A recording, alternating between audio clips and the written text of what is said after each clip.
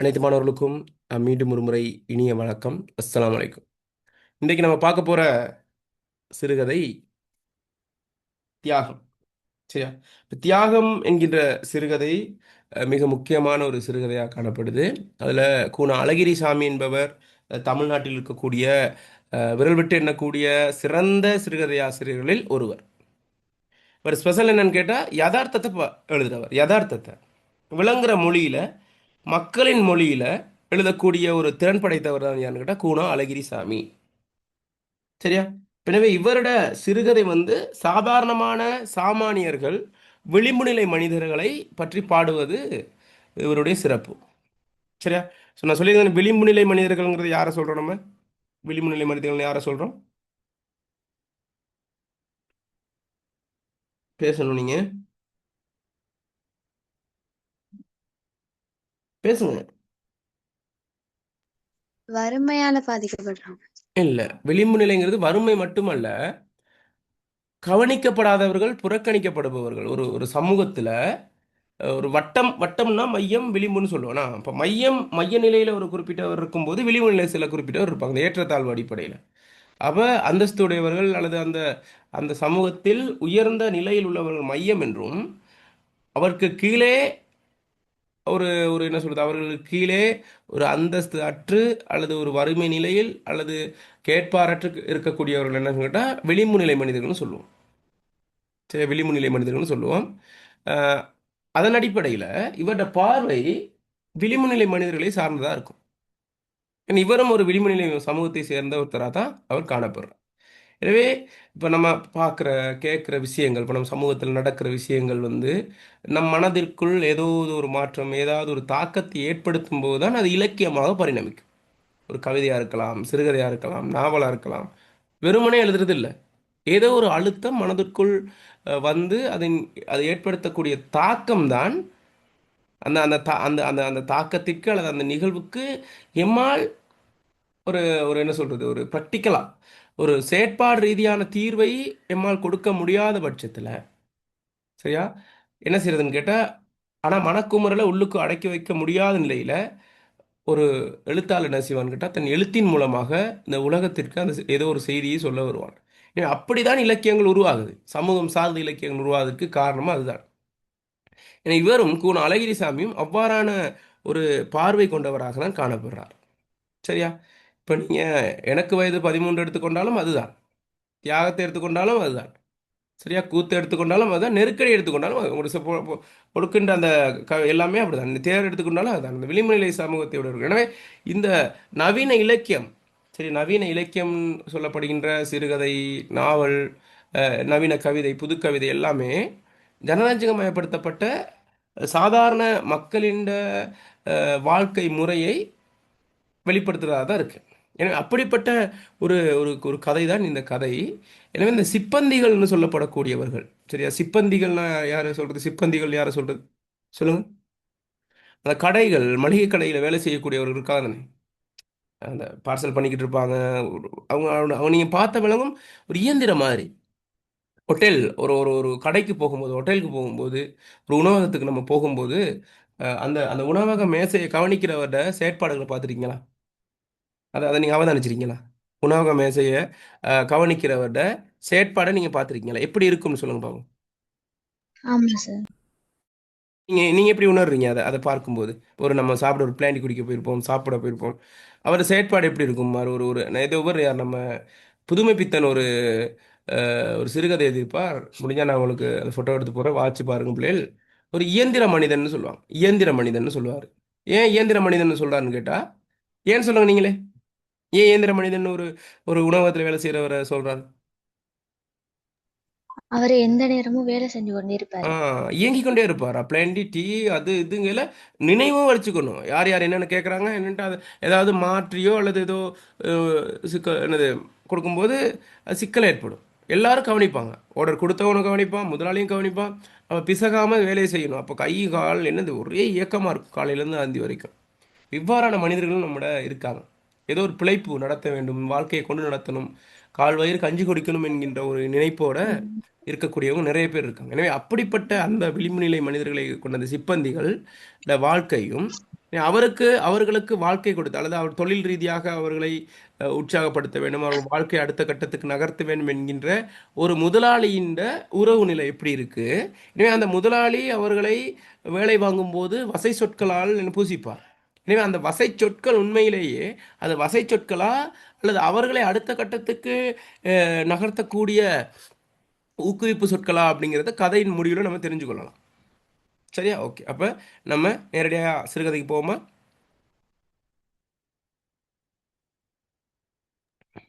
Sir. Okay. பாருங்க, கோவில்பட்டி மளிகை கடை கதிரேசன் செட்டியார் காலையில் பலகாரம் சாப்பிட மணி 10 ஆகும்.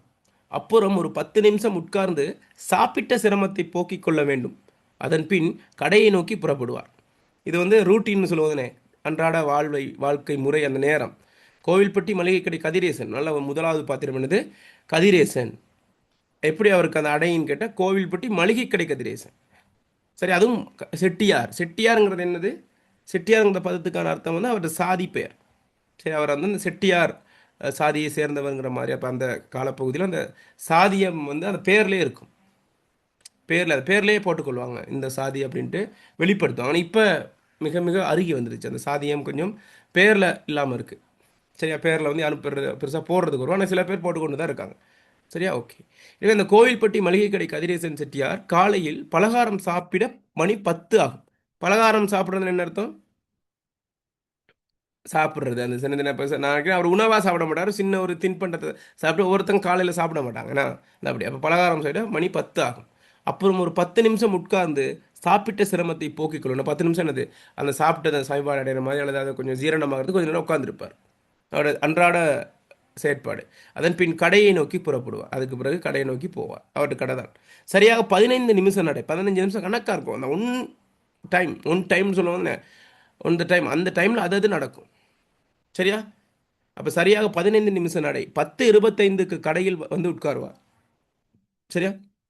கையில் கடிகாரம் கட்டாமலே நிமிஷக்கணக்கு தவறாமல் வருஷம் 365 நாளும் ஒரே மாதிரி அவர் கடைக்கு வருவதும் வீடு திரும்புவதும் இந்த காலத்து கடை சிப்பந்திகளுக்கு ஒரு அதிசயமாக இருக்கும் என்பதை சொல்ல வேண்டியதில்லை. அப்போ ஒரு டைம் என்னது, அதை வாட்ச் பார்க்குறது இல்லை, என்னது எந்த ஒரு இதுவும் இல்லை. சரியா? இப்போ டெக்னாலஜி யூஸ் பண்ணுறது இல்லை, ஆனால் அவருக்கு தெரியும் இந்த டைம் இதுனா. கடிகாரத்தை பார்க்குறதே இல்லை. டைம் மேனேஜ்மெண்ட் வந்து அவர்கிட்ட தான் கற்றுக்கொள்ளணும். எனவே அந்த சிப்பந்திகள் ஒரு அதிசயமாக இருக்குது. என்னடா அது இப்படி ஒரு தண்ணி டான்னு வந்து நிற்கிறாரு அப்படிங்கிற மாதிரி ஒரு ஆச்சரியமாக பார்க்கக்கூடிய ஒரு ஒரு நிலைமையுடையவர் தான் யாருன்னு கேட்டால், யார் அவர்?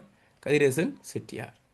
அவர் அந்த காலத்து மனுஷர். அவர் அந்த காலத்து மனுஷர். சில பேர் அந்த கேப், அந்த ஜெனரேஷன் கேப்னு சொல்லுவாங்க. சரி, ஜெனரேஷன் கேப்புங்கிறது வந்து ஒரு குறிப்பிட்ட தலைமுறைக்கு அடுத்த தலைமுறைக்கு இடையிலான அந்த இடைவெளி, தலைமுறை இடைவெளின்னு சொல்லுவாங்க. அப்போ அது வந்து நிறைய சிக்கலை ஏற்படுத்தும். சில நேரம் வந்து அவங்களோட கண்ணோட்டம் வேற வேற மாதிரி இருக்கும். சரியா? சில விஷயங்களில் அது சிக்கல் இருக்குது இந்த சமூகத்தில். ஏன்னா இப்போ கிட்டத்தில் இப்போ ஜென்சி கிட்ஸ்ன்னு சொல்லக்கூடியவங்களுக்கும் 2K கிட்ஸ் 90s கிட்ஸ், அந்த 90s கிட்ஸ்க்கு இடையில் பார்க்கும்போது நிறைய இது இருக்குது விஷயங்கள். அவங்களுக்கு அந்த பழக்க வழக்கம், கதை, அவங்களோட அந்த வாழ்க்கை முறையெல்லாம் ரொம்ப வித்தியாசப்பட்டுருச்சு. ஆனால் குறிப்பிட்ட காலம்தான். அதான் தலைமுறை இடைவெளின்னு சொல்கிறது. அப்போ அவர் அந்த காலத்து மனுஷர். அவர் பழகிய உலகம். அவரை விட்டாலும் அவர் அதை விட தயார். இப்போ இந்த உலகம் வேற மாதிரி இருந்தாலும் கூட அவர் இருக்கிற உலகம். ஆனால் அவர் அந்த காலத்திலிருந்து எப்படி ஒரு ஒரு ஒரு கட்டுக்கோப்புக்குள்ளே வந்தாரோ அதே மாதிரி தான் இன்னும் வந்து கொண்டிருக்கார். ஏன்னா அவர் அந்த காலத்து மனுஷர். அவர் பழகிய உலகம். அவரை விட்டாலும் அவர் அதை விட அந்த உலகம் விட்டுருச்சு, ஆனால் அந்த பழக்க வழக்கங்களை விடுறதுக்கு அவர் தயாராகலை. எனவே முதலாவது பந்தி ஒரு முக்கியமான ஒரு கதாபாத்திரத்தை என்ன செய்யுதுன்னு கேட்டால் விளங்கப்படுத்துது. எனவே அந்த கதாபாத்திரம் யார்? பேசணும் நீங்க. யார் அந்த கதாபாத்திரம்? கதிரேசன் செட்டியார். நல்ல விரிவா சொல்றாங்க. அந்த கோவில்பட்டி மளிகை கடை கதிரேசன் செட்டியார் என்கின்ற பாத்திரம். இனிமே அவர் வந்து ஒரு ஒரு என்னது, இந்த இந்த இந்த பந்தியினோட அவர் பாத்திர பண்பை நம்ம விளக்கும் போது அவர் எப்படிப்பட்ட சுபாவத்தை உடையவர்னு சொல்லுங்க பாப்போம். நேரத்துக்கு வேலை செய்பவர். நேரம் தவறாமல் தனது கடனை அல்லது கடமையை செய்யக்கூடியவர், அது அப்படிங்கிற ஒரு விஷயம் வருது. அது இல்லாமல் அவர் என்ன செய்யறாட்டா, அவர் காலத்து நடைமுறையோடு இன்னும் என்னது அதிலேயே என்னது உழன்று கொண்டிருக்கிறவராக, நவீன ஆனால் இக்காலத்துக்கு ஏற்றவாறு தன்னை தகவமைத்து கொள்ளாதவராக அவர் காணப்படுறார் அப்படிங்கிற விஷயம் நம்ம என்ன செய்யலாம், அதை பார்க்கலாம். சரியா? ஓகே. இன்னும் ஒரு விஷயம், அவர் ஒரு மளிகை கடைக்கு சொந்தக்காரராக இருக்கக்கூடியவராக காணப்படுறார். சரியா? அப்போ அந்த விஷயங்கள் அடுத்து அவர் என்ன செய்வார் அப்படின்னு கேட்டால், அந்த அவர் சாப்பிட்ற விஷயம், அவர் செயற்பாடுகள் எல்லாமே ஒரு ஒரு நேர முகாமைத்துவத்தோடு இருக்குங்கிற மாதிரியான ஒரு ஒரு ஒரு ஒரு கண்ணோட்டத்தை முதல் முதல் பந்தியிலே முக்கியமான ஒரு பாத்திரத்தை கதையாசிரியர் என்ன செய்கிறார், அறிமுகப்படுத்துகிறார். சரியா? ஓகே. அதில் எந்த ஒரு சிக்கலும் உங்களுக்கு ஏற்படாதுங்கிற நம்பிக்கையோடு நம்ம அடுத்ததுக்கு போவோம். அன்றும் காலை 10:25க்கு கடைக்கு வந்தார். அன்றும் இந்த சீன் நடக்கிற சரியா 10:25 கடைக்கு வந்தார். கடைக்குள் நுழையும் போது முகத்தை எப்படி வைத்துக்கொள்ள வேண்டுமோ ஒரு குறிப்பிட்ட முறையில் வைத்துக்கொள்ள வேண்டும். அப்படி வைத்துக்கொண்டார். முகபாவத்தின் பிரதான அம்சம் கடுகடுப்பு, பிரதானமில்லாத அம்சம் ஒரு மாதிரியான விரைப்பு. இந்த முகபாவத்தை கடையில் உட்கார்ந்திருக்கும் வரையில் எக்காரணத்தை கொண்டு மாற்ற மாட்டார். நண்பர்களோ அந்தஸ்து மிக்க வாடிக்கையாளர்களோ வரும்போது அவர் சிரிக்கவோ புன்னகை செய்யவோ வேண்டிய அவசியம் ஏற்படும். அதையும் இந்த முகபாவத்தை மாற்றாமலே நிறைவேற்றி விடுவார். விளங்குதா? அதாவது இந்த செயற்கைத்தனம் இயற்கையாக அவருக்கு இருக்க தெரியும்.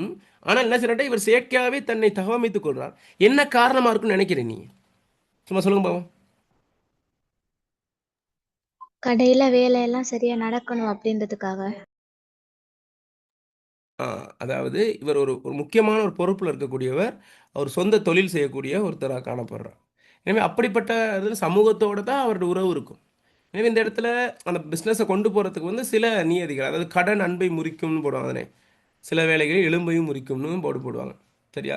அந்த கடன் கொடுக்கறது வாங்குறது சில பேர் என்ன செய்யறா, இவர் சுலபமாக ஏமாத்திடலாம் அப்படின்னு கதையை கொடுத்தே அவங்க சில பேர் நஷ்டமடைய செய்யலாம். நல்லவங்களும் இருக்காங்க.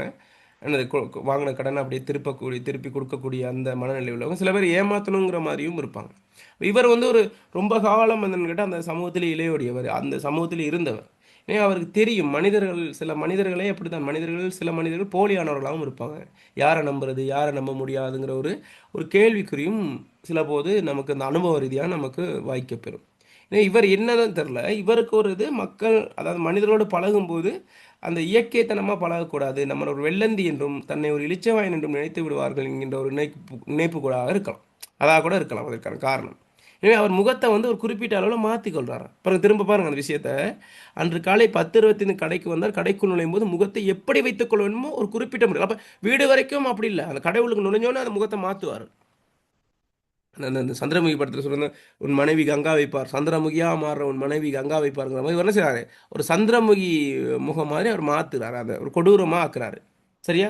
வைத்துக்கோ. இம்முகபாவத்தின் பிரதான அம்சம் கடுகடுப்பாக இருக்கிறது, கோபப்பட்டு பிரதானம் இல்லாத அம்சம், இந்த எதையும் கணக்கெடுக்காமல் ஒரு சாதாரணமாக இருக்கிற மாதிரியும் ஒரு மாதிரியான விரைப்புத்தன்மை, அப்படிங்கிற மாதிரி ஒரு விரைப்புத்தன்மை. இந்த முகபாவத்தை கடையில் உட்கார்ந்திருக்கும் வரையில் எக்காரணத்தை கொண்டு மாற்ற மாட்டார். அதே நிலையில் தான் இருப்பார்.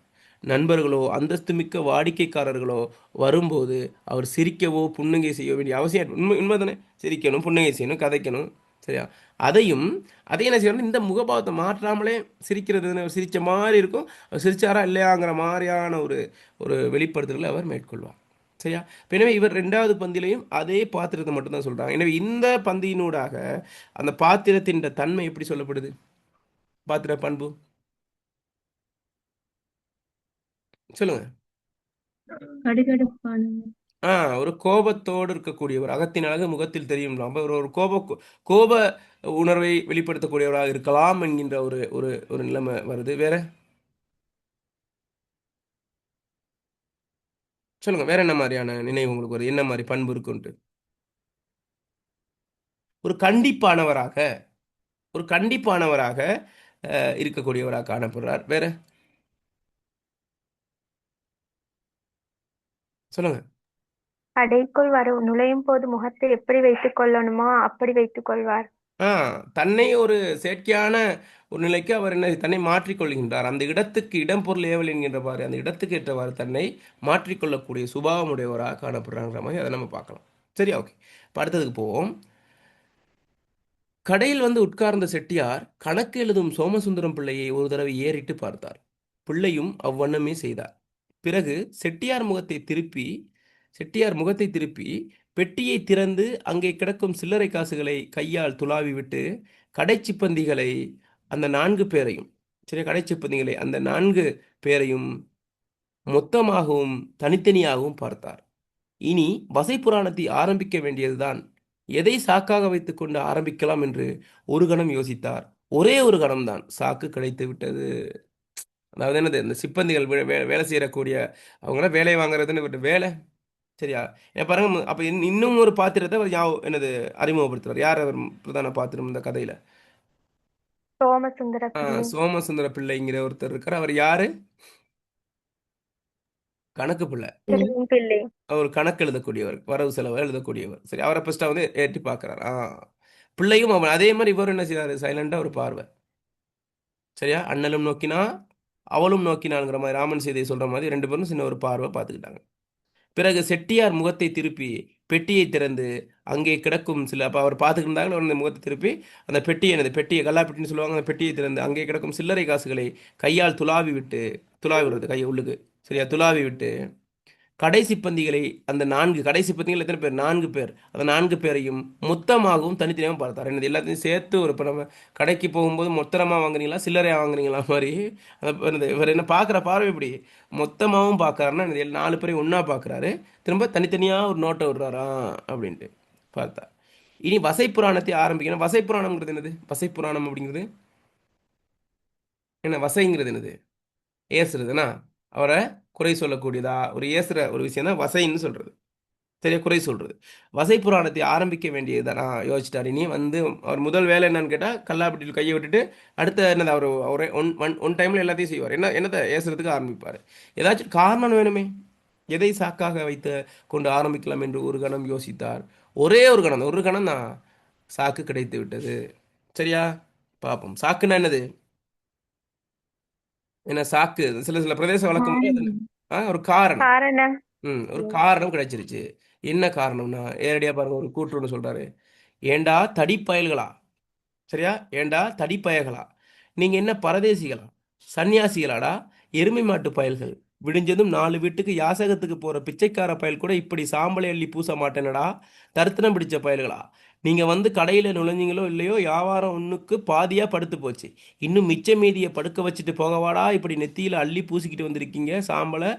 கடையில் புதிசாக சேர்ந்திருந்த ஒரு சிப்பந்தி, நீங்களும் விபூதி பூசிருக்கீங்களே முதலாளி என்று கேட்டான் ஒரு கேள்வி.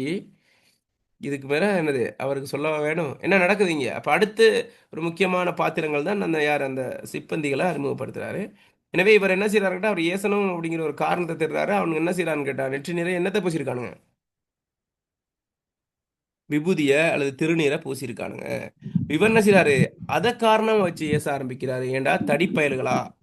நீங்க என்ன பரதேசின்னா என்ன பிள்ளைகள்? பரதேசிங்கிறதுக்கான அர்த்தம் என்ன? பரதேசி ஒரு வசைச்சொல் தான் அதுவும். பைத்தியக்காரன். வேற நாடற்றவர்கள். ஆ நாடோடியா தெரிகிறவன். வேற ஒரு ஒரு ஊர் இல்லாதவன், ஊரா செல்லக்கூடியவன். சரி, ஒரு நாடோடி அந்த மாதிரியான ஒரு விஷயத்தை தான் நம்ம என்ன சொல்லிட்டா இந்த பரதேசி அப்படிங்கிற ஒரு அந்த சொற்பிரயோகம் வந்து உணர்த்துது. சரியா? ஓகே. அப்போ அவர் அந்த சொல்ல வச்சு என்ன செய்யறாருன்னு கேட்டா ஏசுறாரு. சரியா? ஓகே. அப்போ நீங்கள் என்ன பரதேசிகளா? சன்னியாசிகள்னா யாரு? திருமணம் முடிக்காமல் அப்படியே எனது சன்னியாச வாழ்க்கை தனியாக வந்து எனது நாடு நகரம்னு சுற்றி திரிகிறவங்க.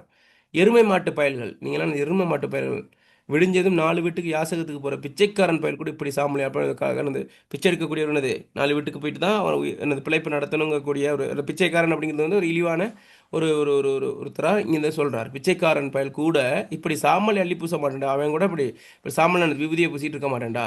தரித்திரம் பிடிச்ச பயல்கள். அப்போ விபூதி பூசுறது இந்த இடத்துல தரித்திரம்னு அவர் சொல்ல வர்றாரு. நீங்கள் வந்து கடையில் நுழைஞ்சிங்களோ இல்லையோ, நீங்கள் எப்போ வந்து அந்த கடையில் கால் வச்சிங்களோ வியாபாரம் ஒன்றுக்கு பாதியா ஏற்கனவே இருந்த இதோட பாதி குறைஞ்சிருச்சு. இன்னும் மிச்ச மீதியை படுக்க வச்சுட்டு போகவாடா. படுக்க வச்சுட்டானது இல்லாமல் செய்கிறதுக்காக வாடா. இப்படி நெத்தியில் அள்ளி பூசிக்கிட்டு வந்திருக்கீங்க சாம்பலை. கடையில் அப்போ இப்படி சொல்ல ஒருத்தர் இடையில வந்து கடையில் புதிதாக சேர்ந்திருந்த ஒரு சிப்பந்தி புதுசு அப்போ தான் வந்திருக்காரு. அவருக்கு தெரியாது அந்த நடைமுறையெல்லாம். நீங்களும் விபூதி பூசிருக்கீங்களே முதலாளி என்று கேட்டுவிட்டான். கேள்வி என்ன கேட்டான்? நீங்களும் விபூதி பூசிருக்கீங்களே முதலாளின்னு ஒரு கேள்வி கேட்டுட்டான். சரியா?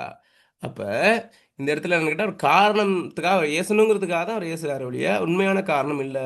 இருந்தாலும் கூட அவர் அந்த வளமையான ஒரு நிலையில் அவர் பேச ஆரம்பிச்சிட்டார். அதில் ஒருத்தன் கேள்வி கேட்டுட்டான். எதிர்த்து கேள்வி கேட்டான்.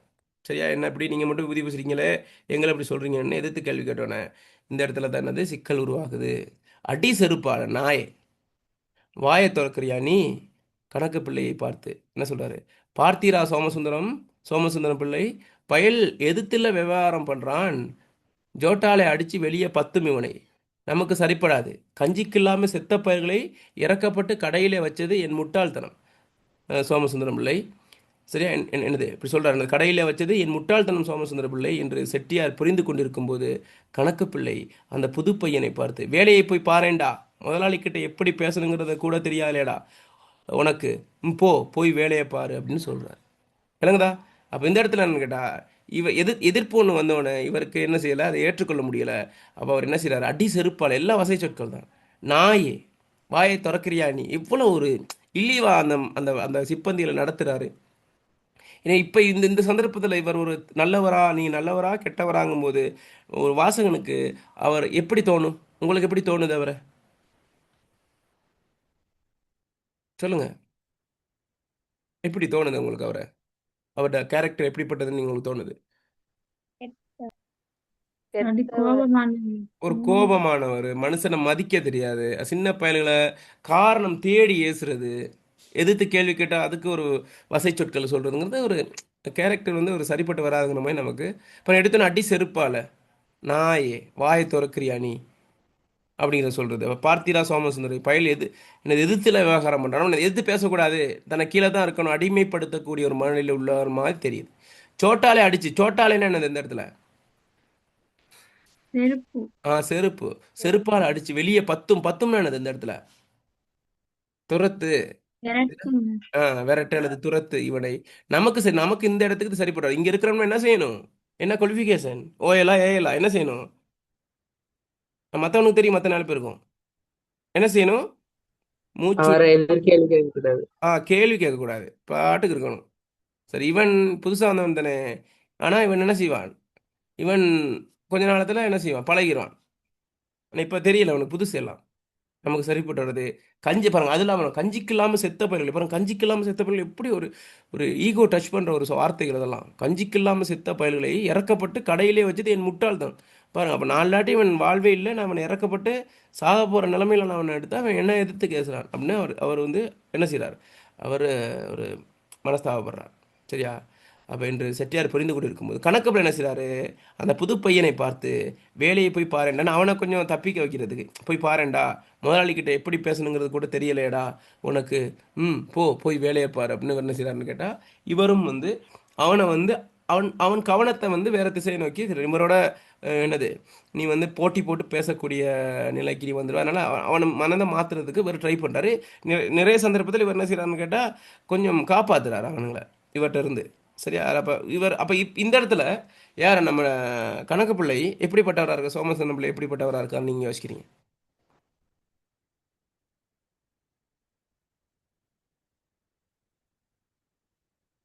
இவருக்கும் சோமசுந்தர பிள்ளைக்கும் முதலாளிக்கும் இடையான தொடர்பு எப்படிப்பட்டதா இருக்கும், உறவு எப்படிப்பட்டதா இருக்கும்? நெருங்கிய உறவு. கொஞ்சம் நெருங்கிய உறவு. எல்லா எல்லா விஷயமும் அவருக்கு சொல்றாரு அவர். சரி, இன்னொன்று அந்த சிப்பந்திகளுக்கும் கணக்கு பிள்ளைக்கும் இடையிலான உறவு போக போகுதுன்னு தெரியும். இப்போதைக்கு என்ன கேட்டால் அவரும் ஏசுகிற மாதிரி தான் காட்டுறாரு. சரியா? இப்போ எல்லா விஷயமும் என்ன, இன்னொன்று இவர் நேரடியாக ஒரு முதலாளி இருந்தாலும் கூட கூட நேரம் உன்னை நிர்வகிக்கிறது யாருன்னு கேட்டால் அந்த சோமசுந்தர பிள்ளை தான். எனவே அவர் கேள்வி கேட்கக்கூடிய ஒரு இது இருக்குண்ணா, இவர் என்னது அவன் ஏதாச்சும் செய்யும்போது கேள்வி கேட்குறது வந்து கணக்கு பிள்ளை தான் கேட்பார். அப்போ பார்ப்போம், போக போக விளங்கும் ஒரு கேரக்டர். ஓகே, அந்த பையனுக்கு ஆத்திரமாக வந்தது. ஏன்னா தெரியுதுனே, இளம் கன்று பயமறியாதுன்னு சொல்லுவாங்க. அப்போ அதெல்லாம் எனக்கு ஆத்திரமாக வருது. ஏன்னா வீட்டில் கூட அப்படி பேசுனதில்லை, இப்படி என்னது ஒரு ஒரு கஞ்சிக்கு வழி இல்லாத சொல்ல, நாய்ங்கிறாரு, பேய்ங்கிறா, பரதேசிங்கிறாரு, இப்படிலாம் வார்த்தையெல்லாம் புதுசு எனக்கு. சரியா? இந்த பையனுக்கு ஆத்திரமாக வந்தது. போதா குறைக்கு மற்ற 3 பையன்களும் திரும்பி கொண்டு அவனை பார்த்து சிரித்தார். இதில் ஒரு கடுப்பு, இதில் வர அவனுங்க என்னது பல்ல காட்டுறதுங்கிட்டு போயிட்டு. அப்போ இவனுக்கு வந்து மேலும் வந்து ஒரு நோண்டியான மாதிரி என்ன சொல்கிறது, ஒரு தன்மானம் வந்து தன்மானத்துக்கு இழுக்கு ஏற்பட்ட மாதிரியான ஒரு ஃபீலிங்ஸ் வந்து இவனுக்கு வருது. சரியா? அந்த என்னது கடைசியாக வந்த பொடியனுக்கு. சரியா? செட்டியார் அதோடு அவனை விட்டு விட்டார். அதோடு என்னது செட்டியார் அவனை விட்டுட்டா, போ நீ பொழைச்சிப்போ. மற்றொரு பையனை பார்த்து, அடுத்த பையன் மற்றொரு பையனை பார்த்து, இப்போ அந்த மொத்தமாக பார்த்துட்டு இப்போ தனித்தனியாக என்ன செய்யார், ஒவ்வொருத்தராக பார்த்துட்டு இருக்கார். மற்றொரு பையனை பார்த்து அஸ்திரத்தை தொடுத்தார். சரி, அஸ்திரம்ங்கிறது என்ன? அம்பு. அம்பு. சரி, அம்பு தான் நம்ம அஸ்திரம்னு சொல்கிறோம். சரியா? அஸ்திரத்தை தொடுத்தார். ஏ கழுதே, உன்னைத்தானே பருப்புல ஒரே கல்லா கிடக்குன்னு சொன்னேனே புடைச்சி வச்சியா கழுத. அவனது பருப்புல கழுதைங்கிறாரு, நாய்ங்கிறாரு, என்னென்ன மிருகங்கள் இருக்கோ எல்லா மிருகத்தையும் யூஸ் பண்ணுறாரு எனக்கு. சரியா? அப்போ எனது பருப்பில் ஒரே கல்லா கிடக்குன்னு சொன்னேனே புடைச்சி வச்சு. புடைச்சி வைக்கிறது என்ன பிள்ளைகள்? புடைச்சி வைக்கிறதுனா அது அரிசி புடைப்பாங்க பார்த்தீங்களா? அரிசி புடைக்கிறதுனா தெரியுதுனே. அரிசி புடைப்பேன். இப்போ வந்து அரிசி புடைக்கிறது குறைவு. முன்னெல்லாம் அரிசி புடைப்பாங்க. அது இப்போ இல்லை தானே, குறைஞ்சிருச்சு தானே அரிசி புடைக்கிறது. சுலகில் போட்டு வந்து இப்படி புடைப்பாங்க, அதில் கல் தனியாக பிரியும். ஆமாம் சார் இப்ப ஆ குறைஞ்சி. குறைஞ்சி இப்போ முன்னெல்லாம் அந்த அது சத்தம் வரும், ஒவ்வொரு வீட்லேயும் அந்த அரிசி புடைக்கிறது வரும். இப்போ எல்லாம் வந்து ஏன்னா அரிசி நீக்கிய கல்கள் தான் கூடுதலாக வருது. சரியா? ஓகே. அப்போ அப்படி பார்க்கும்போது சரி, அவர் என்ன செய்யறான்னு கேட்டால், அந்த கல் அந்த பருப்புல ஒரு கல்லா கிடக்குதுன்னு சொன்னேனே புடைச்சி வச்சியா கல்லுதுன்னு அவர் பேசுறாரு. புடைச்சிட்டேன் முதலாளி, கல் ஒன்றும் இல்லையே, புடைச்சே அதில் கல் ஒன்றும் இல்லையே அப்படின்னு திரும்ப என்ன சொல்லக்கூடாது. அங்கே ஒரு ரூல்ஸ் என்ன இருக்கு? கேள்வி கேட்டால் என்ன செய்யக்கூடாது? எது கேள்வி கேட்கக்கூடாது. எதிர்கேள்விக்க கூடாது, அதுக்கு பதிலும் சொல்லக்கூடாது, பேசாமல் இருக்கணும், சைலண்ட்டாக இருக்கணும். சரியா? இருக்கிற அந்த இருக்கிற இடம் தெரியாமல் இருந்துட்டு போயிடணும். சரியா? இவன் புடைச்சிட்டேன் முதலாளின்னு சொல்லும்போது, கல் ஒன்றும் இல்லையேன்னு சொல்லும்போது, என்னடா இல்லையா, என்னடா இல்லையா, அப்போ நான் பொய்யா சொல்றேன்? டேய், இந்த மாதிரி நீ பேசிக்கிட்டே இருந்தா செருப்படி வாங்கிட்டு தான் இந்த கடையை விட்டுட்டு போக போற. ஆமா, நல்லா ஞாபகத்தில் வச்சுக்கோ, வேலையை ஒழுங்கா செய். சரி அப்படின்னு அவர் பேசுறாரு. அப்புறம் இது என்ன ஒரு தெய்வ குத்தம்? ம் ஒரு அந்த கல் இல்லைன்னு சொன்னது ஒரு தெய்வ குத்தமாடா? சரியா? அதுக்கு நான் என்னடா இல்லையா, அப்போ நான் பொய்யா சொல்றேன்? அப்போ நான் பொய்க்காரனா? டேய், இந்த மாதிரி நீ பேசிக்கிட்டே இருந்தா செருப்படி வாங்கிக்கிட்டு தான் இந்த கடையை விட்டு போக போற அப்படின்னு அவர் சொல்றாரு. ஆமாம், நல்லா ஞாபகத்தில் வச்சுக்கோ, வேலையை ஒழுங்கா செய்.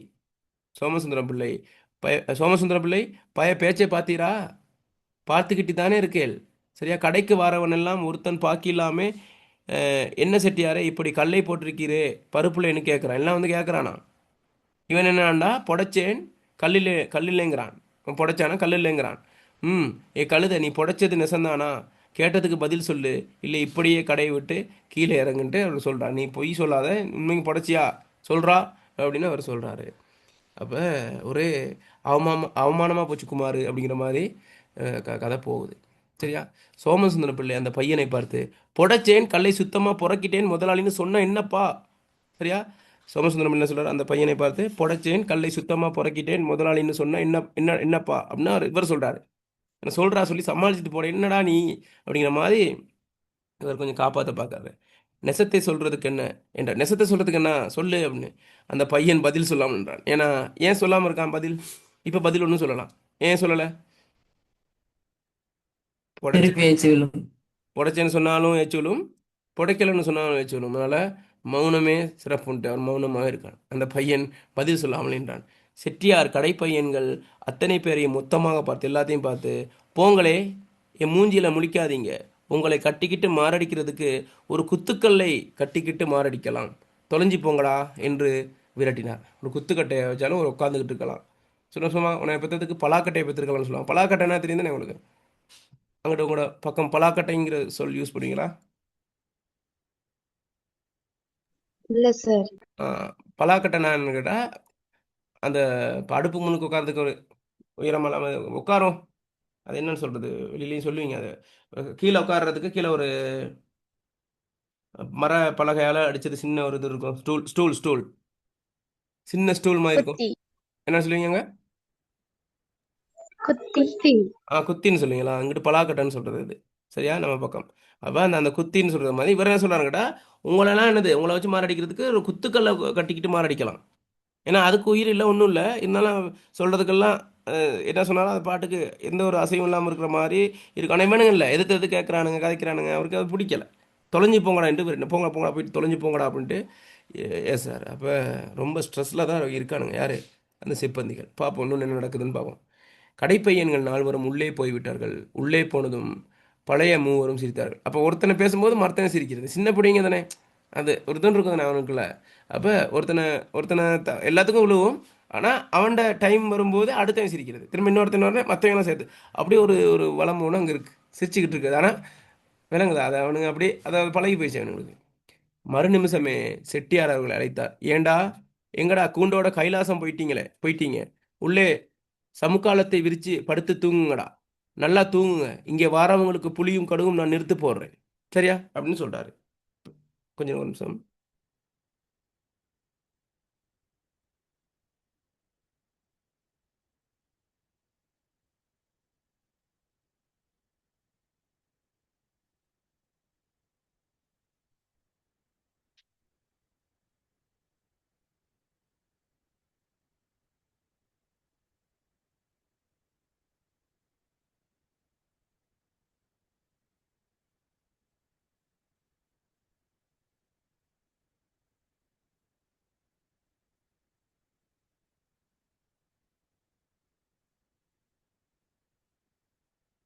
ஓகே, ஒரு ஆள் வாசிங்க பார்ப்போம் அந்த அந்த அந்த வசனத்தை. நம் மறு நிமிஷமே செட்டியார் அவங்களை அழைத்தார். அதை கொஞ்சம் அந்த மாடுலேஷனில் வாசிங்க பார்ப்போம். மறுநிமிஷமே செட்டியார் அவர்களை அழைத்தார்.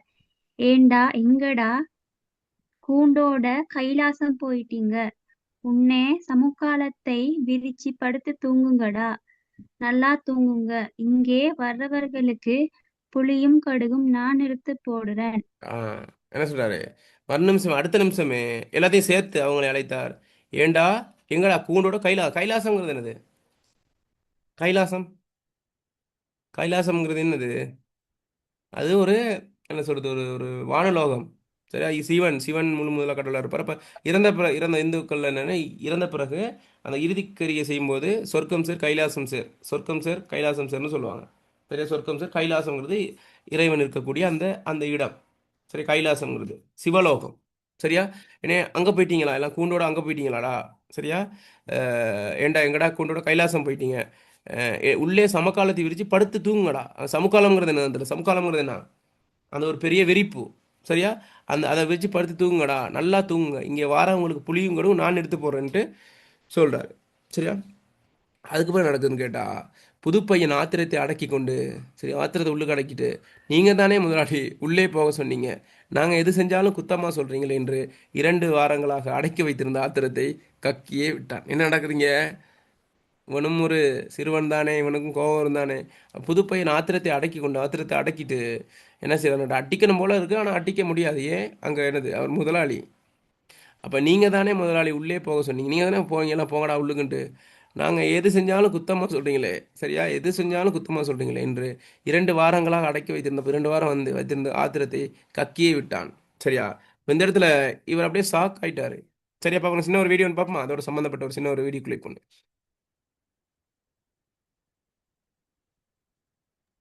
Okay sir. ஓகே, கொஞ்சம் மேலே இருந்து வருவோம், ஏன்னா ரெக்கார்டிங் ஆகலை. சரியா? ஓகே, இதில் இருந்து ஸ்டார்ட் பண்ணப்போ அந்த சீன் முடிய, வீடியோ முடிய.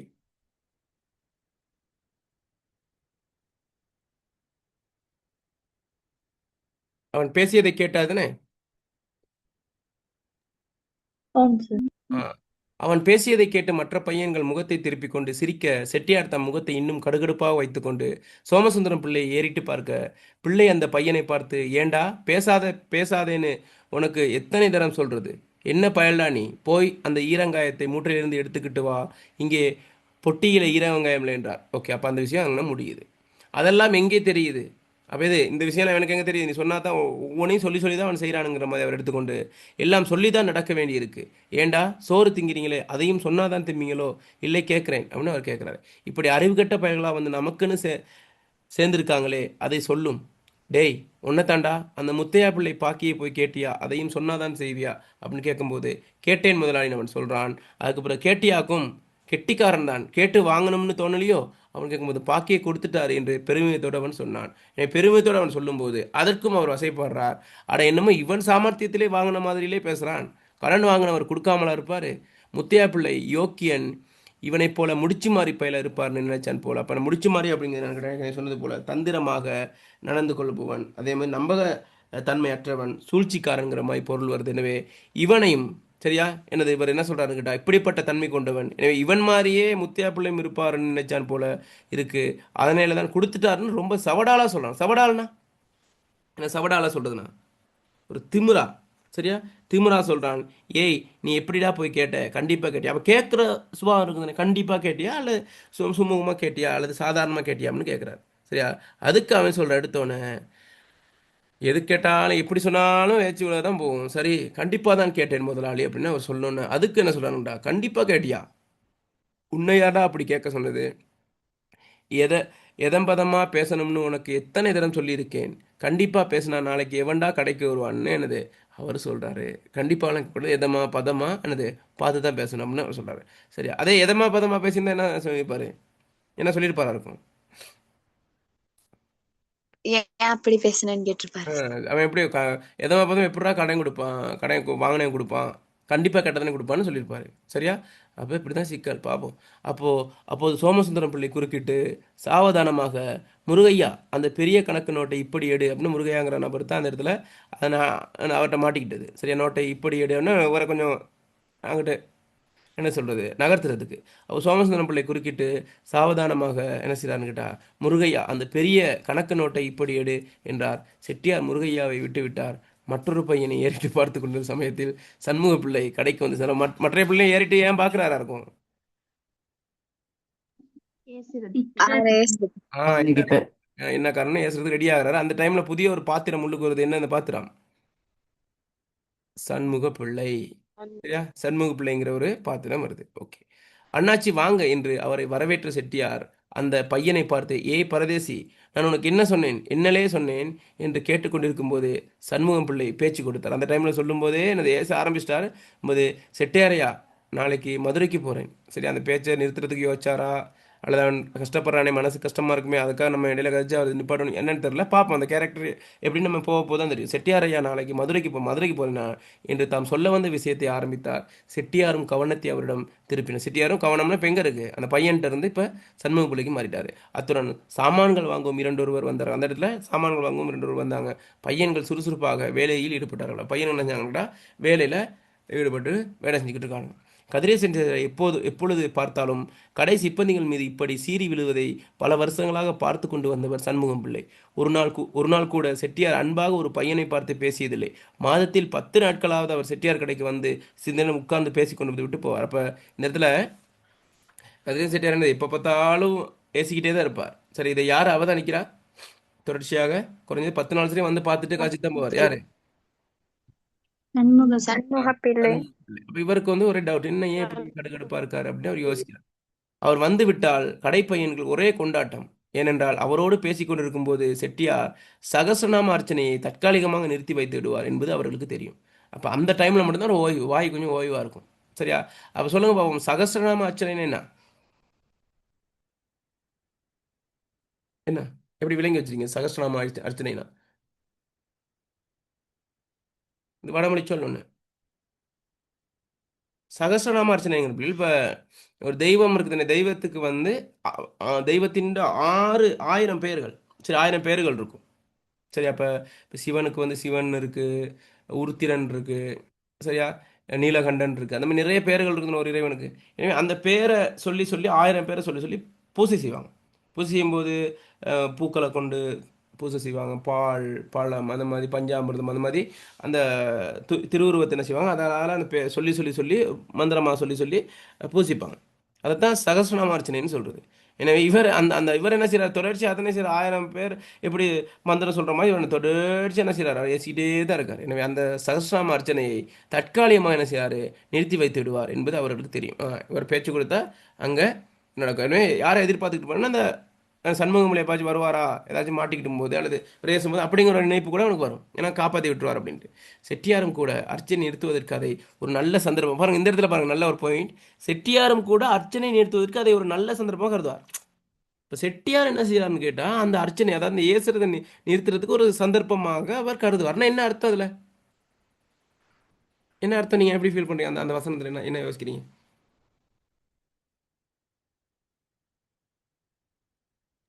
அவரும் தொடர்ந்து ஏசு கொண்டிருக்க விரும்பல. அவருக்கும் வந்து ஏசணுங்கிற விருப்பம் இல்லை. அப்போ இப்போ தான் அவருக்கு கேள்விக்குரியது, யார் வேறு, நல்லவரா கெட்டவரா? அப்போ இந்த வாய்ப்பாக இவரும் பயன்படுத்திக்கிறார் அவனை சைலண்டாக இருக்கிறதுக்கு. சோமசுந்தரமலை குறுக்கிட்டு கடைப்பையன்களுக்கு புத்தி சொல்ல தொடங்கி விட்டாலும் சோமசுந்தரம் பிள்ளை, யார் சோமசுந்தர பிள்ளை? கணக்கு பிள்ளை. ஆ அந்த சோமசுந்தர பிள்ளை குறுக்கிட்டு கடைப்பையன்களுக்கு புத்தி சொல்ல தொடங்கி விட்டாலும் கொஞ்சம் மூச்சு விட்டு ஓய்வு எடுத்துக் கொள்வார். அந்த டைம்லேயும் கொஞ்சம் அதுக்கு பிறகு ஆரம்பிச்சிருவார். பையன்களை தாம் திட்டும்போது தடுத்து நிறுத்துவதற்கு ஒரு ஆள் வேண்டும் என்பதற்காகவே சோமசுந்தர பிள்ளை அந்த 30 வருஷ காலம் தம் கடையில் கணக்கு பிள்ளையாக வைத்து கொண்டிருக்க என்று சொன்னாலும் தவறில்லை.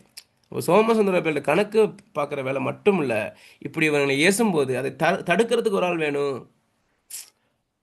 இப்போ நோகாமல் நோம்பு கும்பிடுன்னு சொல்லுவாங்க, நோகாமல் என்ன செய்யறது, ஏசுகிற மாதிரி. அதான் சொல்கிறதுன்னு கேட்டால் ஒரு அளவு, ஒரு குறிப்பிட்ட அளவு அவங்க என்ன செய்யக்கூடாது, கூடுதலாக ஏசிடவும் கூடாது, நான் கண்டிப்பாக இருக்கவும் கூடாதுங்கிற ஒரு நிலைமையில் இருக்கும்போது இவங்களை ஏசணும். ஆனால் ஒரு எல்லைக்கு அப்பால் ஏசக்கூடாது. எனவே இடையில வந்து ஒரு ஒரு ஒரு ஒரு சமாதானமாக அல்லது அவரை ஒரு மேனேஜ் பண்ணக்கூடிய ஒருத்தர் வேணுங்கிறதுக்காக தான் எனது சோமசுந்தர பிள்ளை அந்த 30 வருஷ காலமும் தம் கடையில். அப்போ 30 வருஷ காலம் இவனுங்களே இருக்கானுங்களா? சிறுவனாக இருக்கலாம் 30 வருஷம் இருந்தால் என்ன அர்த்தம்? இப்படி ஒவ்வொரு வருடம் என்னது, ஒவ்வொருத்தனும் வருவான் வேலை செய்வான் போவான், வருவான் வேலை செய்வான் போவான். இப்படி நிறைய பையன்கள் வந்துட்டு போயிருக்கானுங்க. எனவே இந்த இடத்துல ஒரு ஒரு சோமசுந்தரம் பிள்ளைக்கு ஒரு பெரிய ஒரு என்னது இவரை பற்றி, இந்த கேரக்டரை பற்றி தெரியும். யாரை பற்றி? செட்டியாரை பற்றி தெரியும். சரியா? எனவே இந்த 30 வருஷ காலமும் தம் கடையில் கணக்கு பிள்ளையாக வைத்துக் கொண்டிருக்கிறார் என்று சொன்னாலும் தோணும். இதுக்காக தான் வச்சுக்கிட்டு இருக்காருங்கிற மாதிரியும் ஒரு இது வருது. அப்போ பார்ப்போம் இந்த இடத்துல ஒரு 10 மாறுது இந்த கதையோட திருப்பம். அந்த கேரக்டரை வந்து என்ன செய்கிறாருன்னு கேட்டால் கொஞ்சம் வேறு விதமாக கொண்டு போகிற பார்க்குறாரு. யார்? ஆசிரியர். பார்ப்போம். செட்டியாரின் குணாதிசயங்கள் எல்லாம் கடை பையன்களுக்கு மனப்பாடம். அவர் எப்படி இப்போ என்ன மாதிரி என்னென்ன நேசுவார் எல்லாம் மனப்பாடம்னு நடத்துவார், தெரியும். 2 வாரங்களுக்கு முன் வந்து சேர்ந்த புது பையன் வெங்கடாசலத்துக்கு இன்னும் முதற்பாடம் கூட சரி வர புரியல. அவனுக்கு என்ன தெரியல, சிலபஸ் தெரியலை. சிலபஸ் ஃபுல்லாக படித்து முடித்து A+ எடுத்தவனுங்க மற்றவனுங்களாம், தெரியும் என்ன நடக்கும்ன்ட்டு. இப்போ தான் அவனுக்கு வந்து என்னது ஃபஸ்ட் டைமுக்கே வந்திருக்கான். யார் அவர்? இந்த பாத்திரம் வெங்கடாசலம். சரியா? வெங்கடாசலத்துக்கு இன்னும் முதற்பாடம் கூட சரிவர புரியவில்லை. அதனால்தான் அவனுக்கு செட்டியார் திட்டும்போது உள்ளூர மனம் குமுறியது. சரியா? அப்போ வெக்கம், மானம், சூடு, சொரணை எல்லாம் என்னது மற்றவங்களும் மறுத்து போயிருக்கும். ஏன்னா அவனுக்கு பழகி போச்சு, அவனுக்கு தெரியும் வர பற்றி. ஆனால் இவன் புதுசு தானே, அதனால் கொஞ்சம் என்னது பீரிட்டு எழும்புது அந்த அவனோட உள்ளுணர்வு. பிச்சைக்காரன், கஞ்சிக்கு இல்லாதவன், நாயே, பேயே என்று எத்தனையோ இழிச்சொற்களை சேற்றிலே தோய்த்து எடுத்து செட்டியார் வீசியிருக்கிறார். அது இந்த சாணியில் முக்கிய அடிக்கிறதுன்னு சொல்லுவாங்க, அந்த மாதிரி இப்படி என்ன செய்றாரு அவர் எடுத்து இப்படி ஏசியிருக்காரு. செட்டியார் வீசியிருக்கிறார். அவன் சொல்லாமல் கொள்ளாமல் கடை விட்டு ஓடிவிடலாம் என்று நினைத்தாலும், என்று சொல்லாமல் ஓடிடுவோமான்னு யோசித்தாலும் தன் தகப்பனாரின் கண்டிப்புக்கு பயந்து இன்னும் அங்கேயே இருந்து கொண்டிருக்கிறார். என்னது தகப்பனார் கண்டிப்பு, இங்கே எல்லாம் வேலை செய்யணும்டா அப்படின்னு விட்டுட்டு வந்திருக்காரு அவர் தகப்பனார். சரியா? இன்னும் இப்போ இதை பார்த்தாலும் பிள்ளைகள் சில நேரம் வந்து இப்போ கல்விங்கிறது வந்து ஒரு முக்கியமான விஷயம் தானே. இப்போ நீங்கள் 7 படிக்கிறீங்க, எத்தனை வயசு உங்களுக்கு? இப்போ சாதாரணமாக பொதுவாக 18 வயசு இருக்குமா? 19? 19. 19 வயசு. அப்போ இந்த இடத்துல நம்ம படித்து கொண்டிருக்கோம். ஆனால் உங்கள் வயதை ஒத்தவர்கள் நீங்கள் கொழும்புக்கெல்லாம் போய் பார்த்தா, சரியா, ஹோட்டல்களில் பார்த்தா கொத்து ரொட்டி போடுறது, சரியா, அதே மாதிரி என்னது இந்த சிப்பந்திகளாக இருக்கிறது கடைகளில் பிள்ளைகள். அப்போ வாழ்க்கையை தொலைத்து விட்டு நிறைய பேர் அப்படி அப்படி ஒரு கட்டத்துக்கு மாறும். சரியா? ஆனால் இது என்ன காரணம்? இவங்களை வந்து அந்த கல்வியை விட்டுட்டு போகிறதுக்கு அவங்க திறமை இல்லாமல் இல்லை, சில போது வறுமையும் வந்து சிக்கலாகும். தன் குடும்பத்தை கொண்டாடுறது தான் தான் முக்கியங்கிற ஒரு சுச்சுவேஷன் கூட வரலாம். அதனால் நீங்கள் பார்க்கலாம் நிறைய இடங்களில். இப்போ கேரேஜில் போய் பார்க்கலாம், சின்ன வயசாக தான் இருக்கும், அவன் வேலை செஞ்சுட்டு இருப்பான். கேட்டால் அவனுக்கு ஒரு கதை இருக்கும் அதுக்குள்ளே, ஏன் இந்த இடத்துக்கு வந்தேன் அப்படின்ட்டு. இப்போ அப்படி இப்படி இருக்குது. இருந்தாலும் கூட இப்போ அந்த அந்த காலப்பகுதி அப்படி தான். இப்போ நம்ம கல்விக்கு முக்கியத்துவம் வந்து இப்போ எல்லாம் படிக்க ஆரம்பிச்சிட்டாங்க. ஆனால் அந்த காலப்பகுதி வந்து பிழைக்கணும், பிழைக்கிறதுக்கு தான், உணவுக்கு தான். அப்போ உணவு சாப்பிட்டு இருந்தால் சரி. சரி, கல்விங்கிறது அடுத்த பட்சம் தான். முதல்ல உயிர் வாழணும், அதுக்கு தொழில் வேணுங்கிற அடிப்படையில் என்னென்னா பாதியிலே படிப்பை நிறுத்திட்டு வேலைக்கு போயிடுவாங்க. அப்போ அந்த குவாலிஃபிகேஷனுக்கு அந்த மாதிரி வேலை தான் கிடைக்கும். அதனால் அப்படி ஒரு சிக்கல் ஒன்று இருக்குது. அப்போ இவன் அவங்க அப்பா என்ன செய்கிறாருன்னு கேட்டால் அந்த விட்டுட்டு வந்துடுறது. அது சில பேர் அப்படி விட்டுட்டு வருவாங்க பிள்ளை இந்த வருமானத்துக்காக. எனவே அவர் அப்பா போனால் திரும்ப ஏசுவார் அப்படிங்கிறதுக்காக அங்கே அப்போ எல்லாம் என்னது தன்னை வந்து கட்டுப்படுத்தி கொண்டு இருக்கிற நிலைமை இருக்கும். சரியா? அவருடைய ரோசத்தை கண்டும் செட்டியார் தங்களை திட்டுவதை கண்டும் மற்ற பையன்கள் சிரித்ததற்கு காரணம் அவர்களுக்கு மானமோ ரோசமோ இல்லாததான் என்று யாராவது நினைத்தால் அதைவிட பெரிய தவறு வேறொன்றும் இருக்க முடியாது. எப்படி சொல்கிறார்? அவனுடைய ரோசத்தை கண்டும். யாருடைய ரோசம்? யார் அந்த பேர் சொல்லுங்க, கேரக்டர் பேர் என்ன, புதுசாக வந்து பேர் என்ன? வெங்கடாசலம். அவனுடைய ரோசத்தை கண்டும் செட்டியார் தங்களை திட்டுவதை கண்டும் மற்ற பையன்கள் சிரித்ததற்கு காரணம் அவர்களுக்கு மானமோ ரோசமோ இல்லாததான் என்று யாராவது நினைத்தால் அதைவிட பெரிய தவறு வேறொன்றும் இருக்கும். அதனால இல்லை, மான ரோசம் இல்லை அவனுங்க அப்படித்தான் அவங்க என்னது எவ்வளோ தான் கழுவி கழுவி ஊற்றினாலும் என்னது கணக்கெடுக்க மாட்டான். அவனுக்கு ரோஸ் சொல்ல மானம் இல்லை அப்படிங்கிறது நினச்சா அது அது என்னது, அந்த அதை விட பெரிய தவறு வேற ஒன்றும் இருக்க முடியாது. இப்போ என்ன அப்படின்னு ஒரு கேள்விக்குறி வருது. அவர்கள் அங்கே இருந்து பழகியவர்கள், செட்டியாரின் வார்த்தைகளுக்கு பொருள் கிடையாது என்று மனப்பூர்வமாக அவர் நம்பினார்கள். அதற்கு பல காரணங்கள் உண்டு. சரி, என்னது அவர் சொல்கிற வார்த்தைகள் எல்லாம் நேரடி பொருள் இருக்காது. சரி, இப்போ ஒரு அம்மா நீ உருப்பட மாட்ட அப்படின்னு ஒரு பிள்ளைய பேசும்போது அவங்க உண்மைக்குமே அவன் அழிந்து போய்விடணும், உருப்படக்கூடாது என்று நினைச்சா, நீ ஒரு எரும மாடுனா உண்மைக்குமே அதே பொருளில் யோசிச்சு அவங்க ஏசுறாங்க ஒரு தாய் பிள்ளையை பார்த்து. இல்ல சார். இல்லை, இல்ல அப்போ அதுக்கு சார். அதுக்கு பொருள் இல்லை, அது ஏசணும், அது ஒரு கண்டிப்பாக வழங்கணும்னு அர்த்தம். ஆனால் அதுக்குள்ள அர்த்தம்லாம் பார்த்துக்கிட்டு இருந்தோமா இல்லை, அர்த்தம் பார்க்கறது இல்லை. அது சாதாரணமாக அவங்க கண்டிப்புக்காக ஒரு கோபத்தின் வெளிப்பாடாக அது வரும். ஆனால் உண்மைக்குமே என்னது அதுக்கான அர்த்தத்தோடு அவங்க பேசலை. இவன் இப்படி ஆயிரம்னு அவன் யோசிக்கல. நாயை பேனா அவன் நாய் அப்படிங்கிறதுலையோ அல்லது பரதேசினா அவன் ஒன்று நாடோடி அப்படிங்கிற இடத்துல அது ஒரு வசை சொற்கள் இருக்காது. அந்த வசை சொற்கள் மட்டும்தான், அது அர்த்தத்தோடு பேசுறதில்ல. அது சும்மா பயன்படுத்துகிறார் ஒரு கண்டிப்புக்காக, அவனை பயமுறுத்துறதுக்காக தான் பேசுகிற வழிய அது அது அர்த்தத்தோடு அவர் பேசலைங்கிறது அவங்களுக்கு தெரியும். சரி, அப்புறம் பொருள் கிடையாதுன்னு அவர் மனப்பூர்வம் அவங்களுக்கு தெரியும், நல்லாவே தெரியும். ஏன்னா அவர்கள் புரிதல் அவரை பற்றி நல்லாவே தெரியும். அதற்கு பல காரணங்கள் உண்டு. ஒன்று, வேறு எந்த கடையிலும் கடை சிப்பந்திகளுக்கு கொடுக்கும் சம்பளத்தை விட இங்கே அதிக சம்பளம். எனவே மற்ற கடைகள்லாம் இதே வயசை உடையவர்கள், இதே வயதை ஒத்தவர்கள் வேலை செய்வாங்க. அங்கே உழைப்பு சுரண்டல் நடக்கும். சம்பளம், அந்த உழைப்புக்கேற்ற சம்பளம் கிடைக்காது. ஆனால் இங்கு அங்கே அதுக்கான சம்பளம் கிடைக்குது. தீபாவளிக்கு புது வேஷ்டி சட்டைகளுடன் ஆளுக்கு 10 ரூபாய் ரொக்கமும் கொடுப்பார் செட்டியார். தீபாவளி வந்து அவங்களுக்கு புது வேஷ்டி சட்டை, ஆளுக்கு 10 ரூபாய் ரொக்கம் கொடுப்பார். இப்போ இதில் என்னது, அவர் வந்து அவர் மேலே அன்பின் நிமித்தம் தான் இதெல்லாம் செய்கிறாரு. சரியா? செட்டியார் கடை வேலையை தவிர தம்மை மறந்து கூட வீட்டு வேலையை செய்ய சொல்ல மாட்டார். கடை வேலை முன்னேலாம் வந்து ஆரம்ப காலங்களெல்லாம் என்னது இப்படி ஒரு கல்வி முறை இருந்துச்சு. என்னது குருகுல கல்வின்னு ஒன்று இருக்கு. பிள்ளை குருகுல கல்வி கேள்விப்பட்டிருக்கீங்களா? குருகுல கல்வி முறைன்ட்டு கேள்விப்பட்டிருக்கீங்களா? ஓகே. என்ன குருகுல கல்வின்னு என்ன?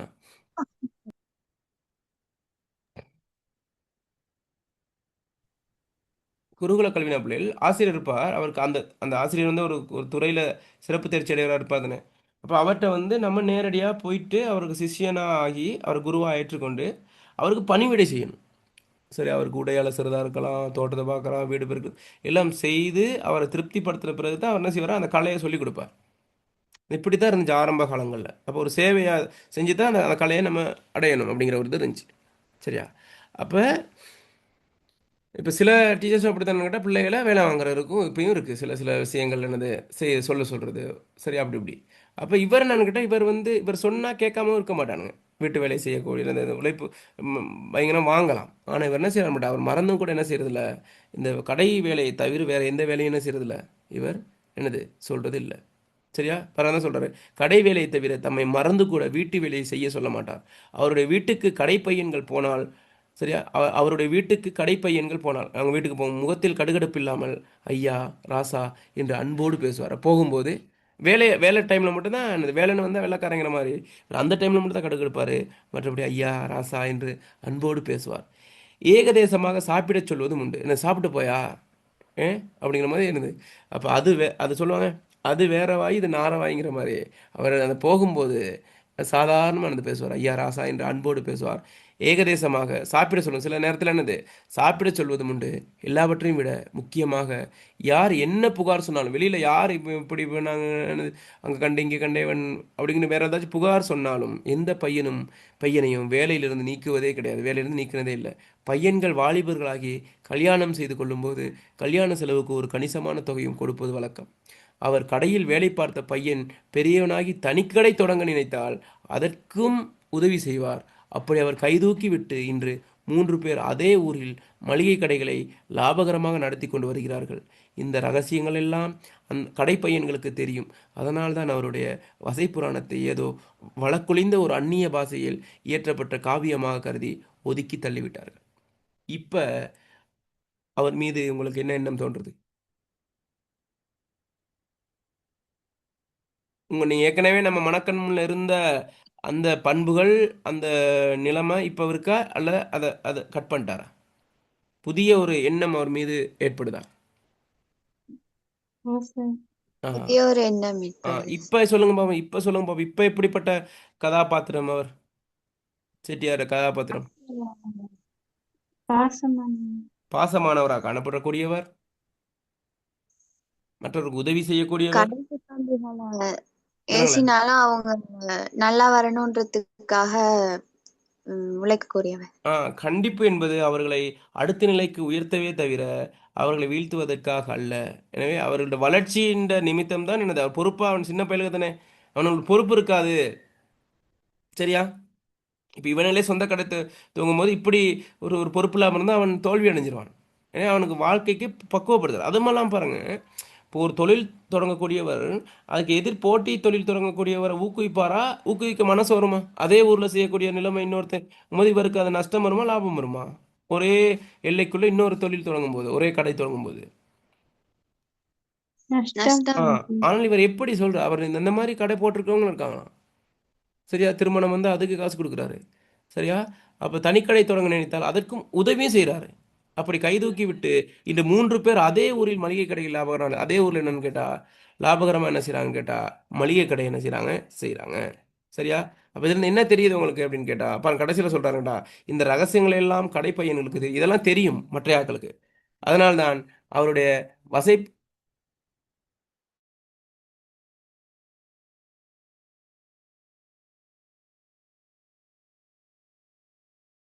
விளங்குதா? இந்த ரகசியம் எல்லாம் கடை பையன்களுக்கு தெரியும். அதனால்தான் அவருடைய வசை புராணத்தை ஏதோ வழக்கொழிந்த ஒரு அந்நிய பாஷையில் இயற்றப்பட்ட காவியமாக கருதி என்ன செய்தாங்க, ஒதுக்கி தள்ளிவிட்டார்கள். விளங்குதா?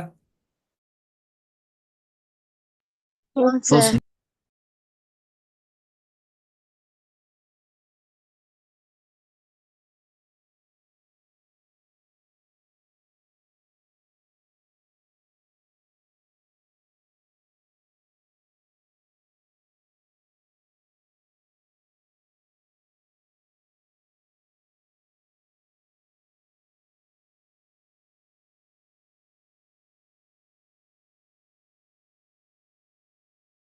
ஒரு நிமிஷம் அப்படியே.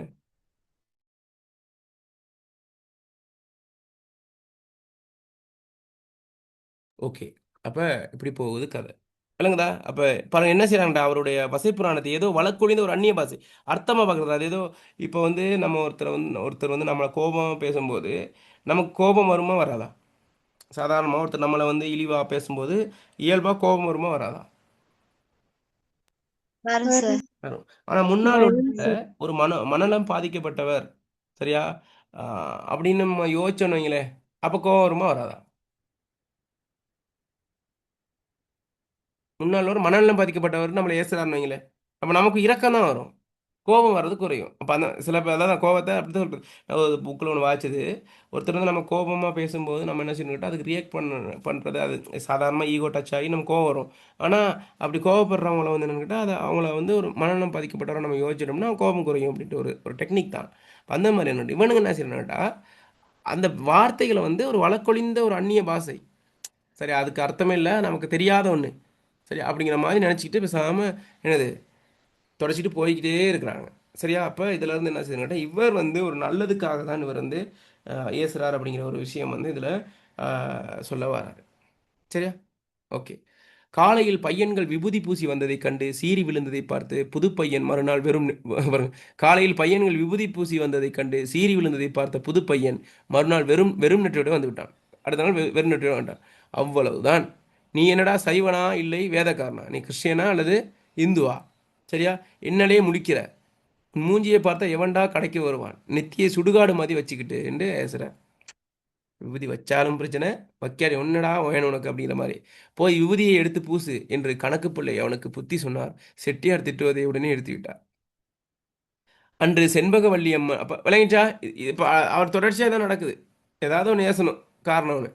விபூதி வச்சாலும் சரி வைக்காட்டியும் சரி, பருப்பை புடைச்சாலும் சரி புடைக்காட்டியும் சரி, கடனை கண்டிப்பாக வாங்கினாலும் சரி அல்லது சூதானமாக பேசி வாங்கினாலும் சரி, எது இருக்கும் கட்டாயம்? வசை ஏச்சு. ஏச்சு பேச்சு இருக்கும். சரியா? ஓகே. அப்போ அதோட அது முடியுது. இப்போ சீன் மாறுது பிள்ளைகள், பார்ப்போம் இன்னொரு சீன்.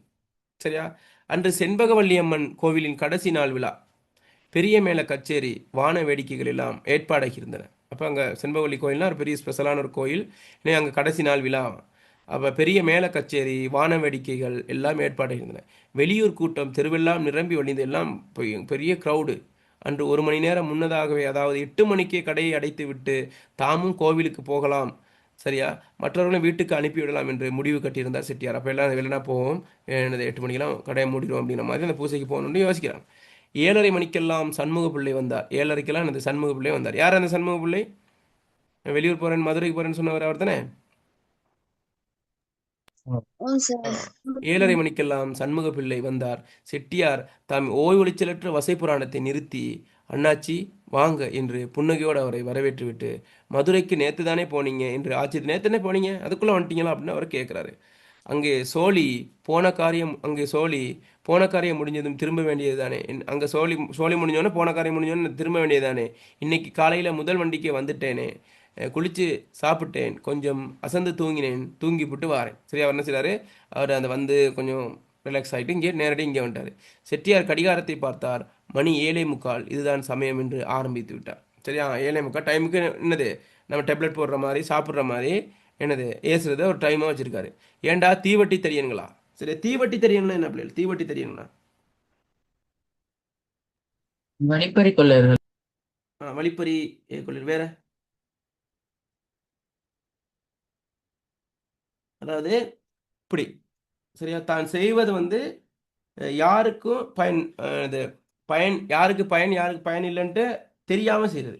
அது ஏன் அந்த அந்த அந்த இது வந்துச்சுன்னா அதுக்கு ஒரு கதையை நம்ம சொல்லலாம். என்னக்கிட்டா, முன்ன வந்து அந்த தீப்பந்தம் இருக்குதுனே, தீப்பந்தத்தை முன்னுக்கு பிடிச்சிட்டு போகிறவர் தான் யார்? தீபட்டி தடியன் அப்படின்னு சொல்கிறது. முன்னுக்கு ஆட்கள் வந்து பின்னுக்கு வந்துக்கிட்டு இருப்பாங்க. அப்போ இவர் என்ன செய்வார்னு கேட்டால், அந்த பந்தத்தை முதுகுக்கு பின்னு இப்படி பிடிச்சிட்டு போவார். சரியா, முதுகுக்கு பின்னுக்கு பிடிச்சா இவருக்கும் என்னது, முன்னுக்கு வெளிச்சம் தெரியாது, பாதை தெரியாது. பின்னுக்கு வரவங்களுக்கு என்னென்னு கேட்டால் என்னது, பாதை தெரியாது, மறைச்சிட்டு தான் இருப்பாங்க முன்னுக்கு போகிறதுக்கு. அப்போ யாருக்கு என்ன பயன், எப்படி பிடிக்கணும்னு தெரியாமல் ஒரு செயற்பாடை செய்கிறவங்க தான் தீவட்டி தடியன்னு சொல்கிறது. இல்லைங்களா? தான் செய்வதால் யாருக்கு என்ன பயன் என்று தெரியாமலே அறிவில்லாதத்தனமாக காரியத்தை செய்கிறவன் தான் என்னன்னு சொல்கிறது, தீவட்டி தடியன்னு சொல்கிறது. சரியா, அப்போ ஏண்டா தீவட்டி தடியன்களா, என்ன முதலாளி? அப்போ சொல்லும்போது இந்த ஸ்கூலில் நம்ம என்ன சொல்கிறோம், இப்போ பேர் சொல்லும்போது இப்போ Fathima, Prasan sir, Epson sir, உள்ளேன் ஐயா அப்படிங்கிற மாதிரி, ஏண்டா தீவட்டி தடியன்களானு என்ன சொல்கிறீங்க? இன்னும் அவனுடைய பேர் தான் அப்படின்ட்டு, என்ன முதலாளி இன்று 2 பையன்கள் ஏக காலத்தில் கேட்டார்கள். பாருங்கள், இப்போ ரமேஷ், முருகையா அந்த பேர் இருக்குதுன்னு, அதெல்லாம் இல்லை, அவனுக்கு என்ன பேர், தீவட்டி தடியன்களா, வர்றது தான் வார்த்தை, அதான் பேர். என்ன முதலாளி, இந்த ஒரு படத்தில் என்னம்மாங்க சத்தம், சும்மா பேசிக்கிறதே மாமா அப்படிங்கிற மாதிரி, ஏண்டா தீவட்டி தெரியுங்களா என்று முதலாளி, என்ன முதலாளி என்று 2 பையன்கள் ஏக காலத்தில் ஒரே டைமில் கேட்டார்கள். அடுத்து அதுக்கும் என்ன முதலாளியா, நானும் 1 மணி நேரமாக பார்த்துக்கிட்டு இருக்கேன், இந்த பயக வாயை திறந்து கேட்கட்டும்னு. சரியா, என்ன நானும் 1 மணி நேரமாக பார்த்துக்கிட்டே இருக்கேன், இந்த பயக வாயை திறந்து கேட்கட்டும்னு. நீங்கள் எங்கே கேட்பீங்க? உங்களுக்கு சாமி எது, சாத்தான் எதுடா? அப்படி தெய்வ பக்தி இருந்தால் உங்கள் மூஞ்சியில் கொஞ்சமாச்சும் கலை இருக்குமே, அறிவு கட்ட பயல்களா. இன்னைக்கு திருநாளாச்சே, ஊர் புறாவும் கோயிலுக்கு போய் சாமி கும்பிடுது, நாமளும் போகணும்னு ஏண்டா உங்களுக்கு தோணலை அப்படின்னு அவர் கேட்குறாரு. இப்போ என்னன்னு கேட்டால், அவங்கள பூசைக்கு அனுப்பி வைக்கணும். அதை தெரிந்துன்னா இவர்கிட்ட சுபாவத்தில் இவர்கிட்ட இதில் தானே அனுப்பி வைக்கணும். பொங்கடா அப்படின்னு என்னது விஷ் பண்ணி அனுப்ப மாட்டார். அவள் அப்படி கேட்குறாரு, ஏண்டா அவங்களுக்கு தெரியாதாடா அப்படின்னு ஏசுறாரு. விளங்குதா என்ன சொல்ல வரான்ட்டு? திருவிழாவுக்கு அனுப்புறதுக்கு ட்ரை பண்ணுறாரு. அப்போது சண்முக பிள்ளை முதலாளி சொல்லாமல் எப்படி கடையை போட்டுட்டு சாமி பார்க்க போவாங்க, நீங்கள் சொல்கிறது நியாயமில்லையே செட்டியாரையான்னு ஒரே போட்டார். சரியா, இவர் எதிர்த்துட்டார். யார் எதிர்க்கிறா? சண்முக பிள்ளை. இவரும் பார்க்குறாரு தானே, ஒவ்வொரு முறையும் வந்து என்னடா இவர் இப்படி சொல்லிக்கிட்டு இருக்காரு, சரியா, நமக்கு ஒரு பிள்ளை இருக்குது அப்படிங்கிற மாதிரி இருக்கும் தானே. சரி, இவர் செய்கிறது பிள்ளைங்கிற மாதிரி. அப்போ சண்முக பிள்ளை முதலாளி சொல்லாமல் எப்படி கடையை போட்டுட்டு சாமி பார்க்க போவாங்க, நீங்கள் சொல்கிறது நியாயமில்லையே செட்டியாரையா என்றார். ஆமா அண்ணாச்சி, சாமி கும்பிட்றது கூட முதலாளியை கேட்டு தான் கும்பிடணும், நீங்களும் அவங்க கட்சியில் சேர்ந்து பேசுங்க என்றார் செட்டியார். அப்போ ஆமாம், சாமியை கும்பிட்றதுக்கும் முதலாளி இதை கேட்டு, சம்டைம் இவர் கேட்காம போயிருந்தாலும் என்ன இருக்கும், பெரிய விழுந்து இன்னும் அது பயங்கரமாக போயிருக்கும். சரியா, அப்போ அவர் அதுக்கு ஒரு ரீசன் சொல்கிறார், என்னது சாமி கும்பிட்றதுக்கும் நம்மகிட்ட கேட்கணும் என்றார் செட்டியார். சோமசுந்தரம் பிள்ளை பையன்களை பார்த்து கடையை அடைப்பதற்கு எல்லாவற்றையும் எடுத்து உள்ளே வைக்க சொன்னார். அவர்களும் ஜரூராக அந்த உற்சாகமான சிலர் அந்த வேலையில் இறங்கினார்களாம். பாடா போண்டா, திருவிழாவுக்கு போண்டா அப்படின்ட்டு இறங்கினார்கள். செட்டியார் மிகவும் கவலையோடு, இந்த பையகளோட கத்தி என் தொண்டை தண்ணி தான் வத்துது, அண்ணாச்சி சே சே சே என்று சலித்து கொண்டார். யார்? செட்டியார் சொல்றார். இந்த பையனோட கத்தி கத்தி என் தொண்டை தண்ணி வத்துது அண்ணாச்சி சே சே சே என்று சலித்து கொண்டார். என்னமோ இவர் ஏசுறது மற்றவர்களுக்கு வலிக்குது, ஆனால் அவர் புரிஞ்சிட்டாரான்னு தெரியல. ஆனால் இவர் ஏசியே என்னது, இப்போ ஒருத்தர் நல்லா ஓங்கி குத்திவிட்டு அப்போ கை வலிக்குது அப்படின்னா, அப்போ குத்துறவருக்கே வலினா அப்போ அந்த குத்துப்பட்டவன் எவ்வளோ வலி இருக்குன்னு அவர் ஃபீல் பண்ணதானே, சரியா? அப்போ இவர் அந்த ஏசுனது வந்து இவருக்கு வந்து என்ன ஆயிடுச்சான், கத்தி கத்தி தொண்டை தண்ணி தான் வத்துதுன்னு சொல்கிறாரு, சரியா? சேச்சே என்று சலித்து கொண்டார் என்று சலித்து கொண்டார். செட்டியார் மிகவும் கவலையோடு இந்த பையன்களோட கத்தி கத்தி தொண்டை தண்ணி தான் வத்துது அண்ணாச்சி சேச்சே என்று சலித்து கொண்டார். சண்முகப்பிள்ளை சிரித்தார். சண்முகப்பிள்ளை சிரிக்கிறார். சிறிது நேரத்தில் கடையை எடுத்து வைத்து பூட்டி முடித்ததும் பையன்கள் கோயிலுக்கு போக உத்தரவுக்காக காத்திருந்தாங்க. எல்லாம் முடிச்சுட்டு உத்தரவுக்காகவும் காத்துக்கிட்டு இருக்கானுங்க. ஒரு வார்த்தை சொல்லிட்டோன்னே, என்னடா கோயிலுக்கு தானே என்று கேட்டார் செட்டி. என்னடா கோயிலுக்கா? ம், ஆமாம் முதலாளி, கோயிலுக்கு வெறுங்கை வீசிக்கிட்டு தான் போக போறீங்களோ? பதில் இல்லை. சரியா? என்னடா ஏதாச்சும் சொன்னால் அதுக்கு ஏதாச்சும் வரன்ட்டு பேசாமல் என்னடா நான் கேட்குறேன் பேசாமல் நிற்கிறீங்களே, வாயில் என்ன கொலக்கட்டையா இருக்குது, கொலக்கட்டையா வச்சிருக்கீங்க வாயில் அப்படின்னா அதுக்கும் ஏசுறாரு. அதற்கும் பதில் இல்லை. ஏன் பதில் இல்லை? சொன்னாலும் சரி சொல்லாட்டியும் சரி எது நிச்சயம்? வசை வார்த்தைகள் விஜயம்னா நிச்சயம். பேசாமல் நீ பேசுறது ஏசிட்டு போப்பா, எங்களுக்கு டயர்ட் ஆயிடுச்சு, சரியா? காலையிலேருந்து வாங்கிட்டு கடைசியில் இப்பயும் என்னது நாங்கள் திரும்ப திரும்ப நாங்கள் இப்போ வாய் கொடுத்து மாட்டிக்கிறத விட நீ பேசு அப்படிங்கிற மாதிரி அவனுங்க இருக்கானு. பாருங்க அண்ணாச்சி, வாயை திறக்கிறாங்களா பாருங்க. கோயிலுக்கு போகிறதுனா தேங்காய் பழம் சூடம் எல்லாம் கொண்டு போக வேண்டாமா? கொண்டு தான் போகணும் என்றார் சண்முக பிள்ளை. அது இந்த பயன்களுக்கு தெரியுதா பாருங்க. கடவுளே கடவுளே என்று தலையில் அடித்து கொண்டு, டேய் இந்தாங்கடா, ஆளுக்கு ஒத்த ரூபா போய் தேங்காய் பழம் வாங்கிட்டு போங்க. எங்கள் தலையில் ஏன் களிமண்ணை வச்சே சாமி, மூளையே வைக்கலாம், என்னது வைக்கலைனாலும் வெள்ளை மெழுகையாவது வச்சிருக்க கூடாதா அப்படின்னு என்னது கடவுள்கிட்ட வேண்டணுமா? ஏன் களிமண்ணை வச்சே அப்படின்னு அப்பயும் வந்து என்னது அதையும் ஒரு தாழ்வுமான பணவங்களுக்கு வர அளவுக்கு தான் பேசுகிறார். கூடாது என்று சாமியை கேளுங்கடா என்று சொல்லிவிட்டு 4 பேருக்கும் 4 ரூபாய் கொடுத்தார். பையனுக்கு போயிட்டார். அப்போ அந்த டைமில் விலை குறையுதுன்னு எல்லாம் இப்போ தானே விலை இது பணவீக்கம் வந்து இப்படி ஆயிடுச்சு. இப்போ அந்த டைமில் 1 ரூபாய்க்கு நிறைய பொருட்கள் வாங்கலாம். அப்போ 4 பேருக்கு 4 ரூபாய் கொடுத்து என்னது போய் வேணுங்க என்னது களிமண் என்னது களிமண்ணையை வச்ச, சரியா, ஒரு வெள்ளை மெழுகாவது வச்சிருக்க கூடாது அப்படின்னு கேளுங்க அப்படின்னு இவங்க முட்டாள்கள் அப்படின்னு சொல்லாமல் சொல்கிறாரு. சரியா? செட்டியார் சாவிக்கத்தோடு வீட்டை நோக்கி நடந்தார். செட்டியார் என்ன செய்கிறாரு? சாவிக்கத்தோடு வீட்டை நோக்கி நடக்கிறாரு. இவனுங்க அனுப்பி வச்சுட்டு சாப்பிட்டு விட்டு அம்பாளின் நகர்வலத்தை பார்ப்பதாக உத்தேசம். போயிட்டு சாப்பிட்டுட்டு அம்பாளின் நகர்வலம் இருக்குது, தேர் போகும், அதை பார்க்க தான் உத்தேசம்.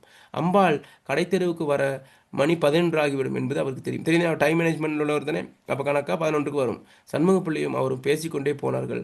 அப்போது சண்முகப்பிள்ளை தாம் வெகு நாட்களாக கேட்க நினைத்தது அன்று அப்பட்டமாக கேட்டுவிட துணிந்தார். ரொம்ப நாள் கேட்கணும்னு யோசிச்சதை என்னது கேட்க ஆரம்பிச்சிட்டாரு. என்ன செட்டியார் ஐயா, நம்ம சிநேகித்தை பொறுத்து கேட்குறேன், கோபிச்சிக்க மாட்டீங்களே? நம்ம நட்பை நினச்சி சரியா நான் கேட்குறேன், நீங்கள் எதுவும் கோபிக்க மாட்டீங்க அப்படின்ட்டு நான் கேட்குறதுக்கு பதில் சொல்கிறீங்களா அப்படிங்கிற மாதிரி. என்னன்னாச்சு, உங்களை எப்போ நான் கோபிச்சிருக்கேன், என்ன இப்படி கேட்குறீங்க? நமக்குள்ளே என்ன வேற்றுமை நாங்கள் வேறுபாடு, நீங்கள் கேளுங்க, நீங்கள் எதனாலும் தயங்காமல் கேளுங்க அப்படின்னு கேட்குறேன். இல்லை நீங்கள் ரொம்ப தயால குணத்தோடு இருக்கிறீங்க. தயால குணம்னா என்னது? ஏன்னா தயால குணம்னா மற்றவர்களுக்கு உதவுற மனப்பான்மை, மனிதாபிமானம், சரி, எல்லாத்தையும் என்னது அந்த எல்லாத்துக்கும் உதவுற ஒரு மனப்பான்மை தயால குணம்னு சொல்கிறது. ஓப்பன் மைண்ட், சரியா? இல்லை நீங்கள் ரொம்ப தயால குணத்தோடு இருக்கிறீங்க, ஊர்லேயும் உங்களை பற்றி பெருமையாக பேசிக்கிறாங்க, எல்லாரும் பெருமையாக பேசுகிறாங்க. கடை பையன்களுக்கு உங்களைப் போல சம்பளம் கொடுக்குறவங்க இல்லைன்னும் எனக்கு தெரியும். எல்லாம் நல்லா தான் இருக்குது. ஆனால் ஏன் இப்படி 24 மணி நேரம் கடைப்பையன்களை திட்டிக்கிட்டே இருக்கிறீங்க? எப்பாவது எப்போ வந்து பார்த்தாலும் எவனையாவது நிப்பாட்டி வச்சுக்கிட்டு பொரியிறீங்களே, எதுக்கு? கொஞ்சம் அன்பாக ஆதரவாக இருக்கலாம்ல. பொரியிறீங்கன்னு அர்த்தம். அப்படியே தொடர்ச்சி அப்படி கடுப்பாகி நீங்கள் இது பண்ணுறீங்களே, அன்பாக ஆதரவாக பேசலாம்ல அப்படின்னு அவர் சொல்கிறாரு. அண்ணாச்சி, அன்பா ஆதரவா இல்லைனா நான் திட்டுவேனா? அதை கொஞ்சம் யோசனை பண்ணி பாருங்க. நான் அவன் அன்பு ஆதரவு இல்லாமல் இருந்தா நான் திட்டுவேனா அப்படின்னு அவர் சொல்கிறாரு. அப்போ என்னடா அது, திட்டுறது அன்பு ஆதரவுக்காகயா? பார்ப்போம். பயகளை நெசமா எனக்கு பிடிக்கலைனா ஒரே சொல்லில கடையை விட்டு வெளியேற்றிவிட்டு மறுசொல்லி பார்க்கும். இன்னொரு ஆள் எடுக்கிறதுக்கு நம்ம பெரிய நேரம் போகாது. பிடிக்கல அப்படின்னா சொல்லுங்கள். இந்த 30 வருஷத்தில் ஒருத்தனை நான் வேலையை விட்டு போக சொல்லியிருக்கிறேன். 30 வருஷத்தில் நிறைய பேர் வந்திருக்கானுங்க. ஆனால் என்னது, நான் ஒருத்தனை போக சொல்லியிருக்கேன் இல்லை. பயக விருத்திக்கு வரணும்னு தானே தொண்டை தண்ணியை வச்சுக்கிட்டு இருக்கேன். அவன் என்னது ஒரு வழிக்கு வரணும் அப்படிங்கிறதுக்காக தான் என்னது ஒரு குறிப்பிட்ட கட்டத்துக்கு அவனை திருத்தி எடுத்துட்டேன்னா அதுக்கு பிறகு அவன் என்ன செய்வான், நீட்டாக நடந்துக்குவான். நான் வேலை பழகணும் சரியா. அப்போ அதனால தானே நான் அப்போ என்னை எனது உடல்நிலையை எனது யோசிச்சு பாருங்க. இப்போ ப்ரெஷர்லாம் எதுக்கு கூடுது? ப்ரெஷர் சுகர்லாம் எதனால் கூடுதுன்னு கேட்டால் மனநிலை. நம்ம உடம்பில் வரக்கூடிய வியாதிகளுக்கு முழு காரணம் வந்து நம்ம மனநிலை தான். ஸ்ட்ரெஸ்ஸு, சரி, டிப்ரெஷன், இந்த மாதிரியான விஷயங்கள் தான் அது உடல் நோய்க்கு பிரதான காரணமாக இருக்குது. மன அழுத்தம், சரியா. இவர் பேசுகிறனால இவருக்கு உடல் ரீதியாக ஒரு ஒரு ஒரு ஒரு ஒரு மாறுபாடுன்னு வரும், சரியா. நோய் வாய்ப்படக்கூடிய வாய்ப்பு கூட இருக்குது, வயசும் வேற போயிடுச்சு, சரியா. எனவே இவர் தன்னை தன்னை வருத்தி கொண்டு, சரியா, மற்றவர்கள் மனசை புண்படுறதுக்காக நான் பேசலை. நான் ஏன் பேசினா அவங்க ஒரு வழிக்கு வரணுங்கிறதுக்காக தான். அப்புறம் நல்ல ஒரு பயக விருத்திக்கு வரணும்னு தானே தொண்டை தண்ணியை வச்சுக்கிட்டு இருக்கேன், கத்தி கத்தி என் உசுரும் போகுது, உசுரும் கத்தி கத்தி உசுரும் போகுது அப்படின்னு அவர் சொல்றாரு. ஏன் கத்தணும்? நல்லபடியா அவர் சொன்னா பத்தாது. அவர் கேட்குற கேள்வி சரியா இல்லையா? சரியா இல்லையா? ஏன் கத்தி சொல்றீங்க? அது அன்பா சரியா? சொல்லுங்க. சரிதானே? ஏன் கத்தணும்? நல்லபடியா அவர் சொன்னா, ஒரு சொன்னா பத்தாது அப்படின்னு அப்படியா சொல்றீங்க அண்ணாச்சி? சரிதான். நல்லபடியா சொன்னா பயலுகளுக்கு திமிரிலே ஏறி போகும். உண்மையா வச்சு பாருங்க. இப்போ நிறைய டீச்சர்ஸ் படிப்பிக்கும் போது நம்மகிட்டே வந்து நம்மளோட டீச்சர்ஸும் தான். இப்போ ஒரு ஒரு ஒரு ஒரு நம்ம வந்து வீட்டு பாடம் செய்யலைன்னு வைங்க, அல்லது ஸ்கூல் வரலன்னா யோசிச்சு பாருங்க. ஒரு ஒரு ஒரு ஒரு ஒரு தண்டனை கொடுக்காடி ஒரு அடிக்கிறாங்க அல்லது ஏசுறாங்க அப்படின்னு ஒரு பயம் இருந்தால் நம்ம செய்வோம். அதே அவங்க சகஜமாக அதை செஞ்சாலும் ஏச முடியலாம், செய்யாடின்னு சொன்னா கணக்கு எடுக்கலைன்னா நம்ம அந்த வேலையை செய்யணும்னு தோணுமா தோணாதா? தோணாது. தோணாது. இப்போ எங்களுக்கு நான் ஓயிலில் படிக்கும்போது விஜயானந்தனோடு சேர்ந்தோம். என்ன செய்வார்னு கேட்டால் இங்கிலீஷ் தான் ஒரு பாடம். அப்போ எனக்கு ஆரம்பத்தில் இங்கிலீஷ் வந்து வெறுப்பான ஒரு பாடம். அது பெருசாக கணக்கெடுக்க மாட்டோம் தானே, படிப்பிக்க மாட்டோம். ஆனால் இவர் வந்து இப்போ எக்ஷனு பீங் வெப்பெல்லாம் இருக்குது தானே, நம்ம படிச்சிருப்போம். அதை மாற்றுறது உதாரணமாக என்ன சொல்கிறதுன்னு கேட்டால், ஐ கம், அப்படி ஐ கோ டு த ஸ்கூல், அடுத்து அதை first I went to the school, I will go to the school, திரும்ப அதை கேள்வியாக மாற்றணும். வில் ஐ கோ டு, அப்படி வரும் தானே அப்படியே. இப்போ அதை எழுதிட்டு வர சொல்லுவார். திடீர்னு சொல்லுவார் ஒரு 20 எழுதிட்டு வா, 100 எழுதிட்டு வா அப்படின்னா அந்த வசனத்தை எழுதிட்டு வரணும். அவர் டியூட் மாதிரி செஞ்சுட்டு வரணும். ஒரே விஷயம் திரும்ப திரும்ப சொல்லிக்கிட்டு இருப்பார். அப்போ எழுதிட்டு வரலன்னா சரியா செம்ம அடி போடுவார். அப்போ அந்த பயத்துக்கே என்ன செய்வான்னு கேட்டால் நைட் ஃபுல்லாக முழிச்சு எழுதுறது, சரியா. அப்போ அதுக்கு பிறகு தான் அது கொஞ்சம் இங்கிலீஷும் கொஞ்சம் பிடிபட ஆரம்பிச்சிச்சு. அப்போ இவர் சாதாரணமாக சொல்லியிருந்தா அந்த எண்ணம் தோணி இருக்காது, விளங்குதா. அப்போ அவர் நேரிட்டா நம்ம அடிக்கிறாருன்ட்டு நம்ம நினச்சி அவர் மேலே வெறுப்பு இருந்தாலும் அவர் எதுக்காக அந்த அடியை அவர் இது பண்ணுறாரு அப்படிங்கிறத கேள்வியை நோக்கும்போது நம்ம செய்யணும் படிக்கணும் அப்படிங்கிறதுனால தான் அவர் கடைசியில் நாங்கள் ஃபேவல் டைம்லாம் அவர் கண் கலங்கிறாரு. அப்போ ஏன்னா அதை விட்டு போகிறோன்ட்டு. அப்போ அவர் தன் மேலே கோபத்தோட அடித்தார் கோபத்தோடு அப்படின்னா அவர் கண் கலங்க வேண்டிய அவசியம் இல்லை, இல்லைங்களா. அப்போ என்னக்கிட்ட இவர் என்னன்னு கேட்டால் தன்னை இழந்து தன் தன் உடல்நிலையை கருத்தில் கொள்ளாது என்னன்னு கேட்டால் இவனுங்களை ஒரு நல்லது கொண்டு வரணும் அப்படின்னு தான் என்ன செய்யறாருன்னு கேட்டால் அவர் ஏசுறாரு, சரியா. ஏன் கத்தணும்? அதுக்கே இருக்காரு. ஏன் கத்தணும்? நல்லபடியாக ஒரு சொன்னா பத்தாதுன்னா அப்படியா சொல்கிறீங்க அண்ணாச்சி? சரிதான். நல்லபடியாக சொன்னால் பயல்களுக்கு திமிரிலே ஏறி போகும், உடம்பு வளையுமா? அந்த காலத்தில் நான் கடைப்பையனாக இருந்தப்போ எங்கள் முதலாளி பேசுனது நீங்கள் கேட்டிருக்கணும். இவர் என்ன செய்கிறாரு? இவர் பரம்பரை சொத்தை வச்சுக்கிட்டா அவர் கடை வச்சுக்கிட்டு இருக்காரு.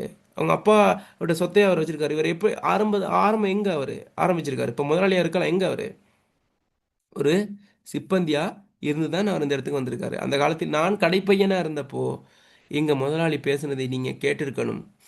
அதில் 10ல் 1 பங்கு கூட நான் பேசியிருக்க மாட்டேன் பேசுனது. அப்போ இவர் இந்த நிலையில் இருக்கிறதுக்கு இவர் ஃபீல் பண்ணுறது என்ன காரணமாக இருக்கும்? இவர் ஒரு முதலாளி ஸ்தானத்தில் இருக்கிறதுக்கு யார் காரணம்னு அவர் நன்றி உணர்வோடு இருப்பார்? அவரோட முதலாளி. அவரோட முதலாளி. அப்போ இவர் என்ன நோக்கத்தோட இவர் ஏசுறாரு? இப்போ சொல்லுங்க பாப்போம். என்ன நோக்கத்தோட பிள்ளைகளை ஏசுறாரு, அந்த பொடிங்களை ஏசுறாரு? அவங்களும் நல்ல நிலைமைக்கு வரணும். அவனு அவர் நிலைமைக்கு வரணும். யோசிச்சு பாருங்க. ஒருத்தர் ஒரு தந்தை மட்டும்தான் யோசிப்பாங்க. ஒரு இதில் வாசிச்சேன், தந்தை மட்டும்தான் யோசிப்பாங்கன்னா மகன் வந்து தன்னை விட உயரமாக இடத்துக்கு போகணுன்ட்டு. ஆனால் மற்றவர்கள் என்னதான் இருந்தாலும் வளரணும், ஆனால் தன்னை விட உயரத்துக்கு போகக்கூடாதுங்கிற ஒரு எண்ணத்தோடு இருப்பாங்க. சில ஆசிரியர்களும் அப்படி தான், தன்னை விட உயர்ந்த போகக்கூடாதுன்னு அனுபவத்தில் சொல்கிறேன், இருப்பாங்க, சரியா. அப்போ இந்த இடத்துல இவர் வந்து ஒரு முதலாளி, இது ஒரு போட்டி நிறைந்த ஒரு உலகம். ஒரு கடைக்கு இன்னொரு கடை எதிர்க்கடை வந்தால் அது நமக்கு நஷ்டமாகும் தெரிஞ்சும் கூட அவர் என்ன செய்யறாருன்னு கேட்டால், இவர் மற்ற பையன்கள் வளரணும் வளரணும்னு அவர் என்ன செய்யறாரு, அந்த எண்ணம் வந்து பெரியதாக இருக்குது அவருக்கு. சரியா? இப்போ இவர் என்ன சொல்கிறான்னு கேட்டால், நான் எனது முதலாளி என்னை ஏசி பேசி என்னை ஒரு இந்த ஒரு அழுத்தம் கொடுத்தனால தான் நான் இந்த இடத்துக்கு வந்திருக்கேன். அதே போல் என்னிடம் இருக்கிற என்ன செய்யணும்னு கேட்டால், அடுத்த கட்டத்துக்கு அவன் போகணும். அதனால தான் நான் நான் பேசுகிறேன். என்னது என் முதலாளி பேசுனதில் ஒரு குறிப்பிட்ட பகுதி கூட நான் பேசலை அப்படின்னு அவர் சொல்கிறார். அப்போ எந்த அளவு அவர் பேச்சு வாங்கியிருப்பாருன்னு யோசிச்சுக்கணும். சரியா? விளங்குதா? அப்படியே அவர் சொல்றாரு.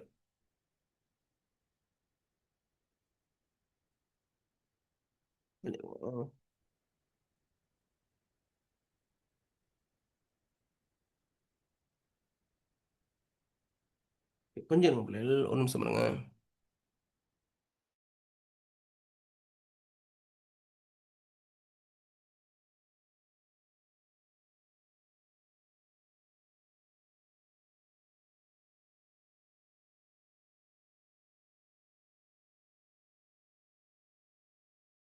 ஓகே, எனக்கு ஒரு ஒரு 5 மினிட்ஸ் டைம் ஒன்று தரீங்களா? Okay sir. ஓகே, சின்ன பிரேக் ஒன்று எடுங்க. ஒரு 5 நிமிஷத்தில் நம்ம ஸ்டார்ட் பண்ணுவோம். இதில் பக்கம் வந்து கொஞ்சம் அடிபடாமல் விட்டுருச்சு, அப்போ வந்து அதை எடுத்துக்கொள்கிறேன். சரியா? ஓகே, இப்போ சின்ன ஒரு ரிலாக்ஸ் எடுங்க. இப்போ நம்ம அதை தொடர்ச்சியாக படித்து முடிச்சு கேள்வி பதிலாக பார்த்துட்டு நான் அடுத்ததையும் ஆரம்பிச்சிடும். வெயிட்.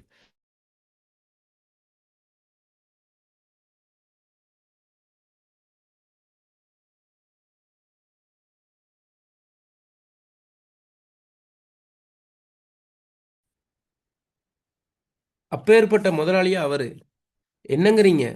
என்னை பற்றி மட்டுமா? என் தாய், தகப்பன், பாட்டன் அத்தனை பேரையும் சேர்த்து கேவலமாக பேசுவார். எல்லாத்தையும் கிழிப்பாருன்னு சொல்லுவாங்க.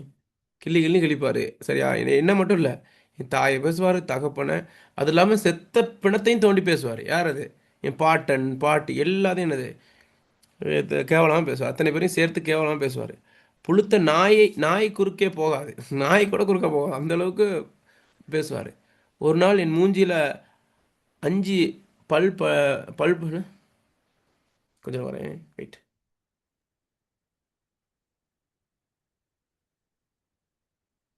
ஆ, ஓகே, என்ன சொல்லியிருக்கிறதுல, ஒரு நாள் என் மூஞ்சியில் 5 பல படியே தூக்கி வீசிட்டாரு. சரி, என்ன 5 பல படியே என்னென்ன அந்த இடத்துல? சரியா? டைப்பிங் மிஸ்டேக் ஏதாவது இருக்கான்னு பாருங்கள். அதில் பாருங்கள், புக்கில் எதுவும் எப்படி இருக்குன்ட்டு. இதே மாதிரியா இருக்குது? ஓ சரி. அதாவது நினைக்கிறேன் அந்த அந்த தராசில் அந்த இது படிக்கல்னு சொல்லுவாங்க, ஓ அதாக தான் இருக்கும். ஆ சரியா? அப்போ 5 கிலோ அந்த படியே தூக்கி வீசிட்டாரு. சரியா? தலையை சரியா வீசிட்டாரு.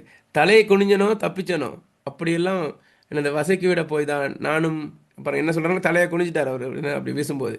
தலையை குனிஞ்சனோ தப்பிச்சனோன்ட்டு என்ன செய்தார், அதை தன்னை உயிரை காப்பாற்றிட்டாரான். அப்படியெல்லாம் வசைக்கு விட போய் தான், அப்படி என்ன வசவு வார்த்தைகள்லாம் சொல்ல போய் தான் நானும் கடைன்னு வச்சு வியாபாரம் பண்ணி இவ்வளவு காலமும் ஒருத்தன் பார்த்து ஒரு குறை சொல்கிறதுக்கு இடம் இல்லாமல் நிர்வாகம் பண்ணிக்கிட்டு வரேன். இப்போ இவருடைய நிர்வாக திறமை எங்கேருந்து வந்தது? இவர் படிச்சுட்டு வந்தாரா?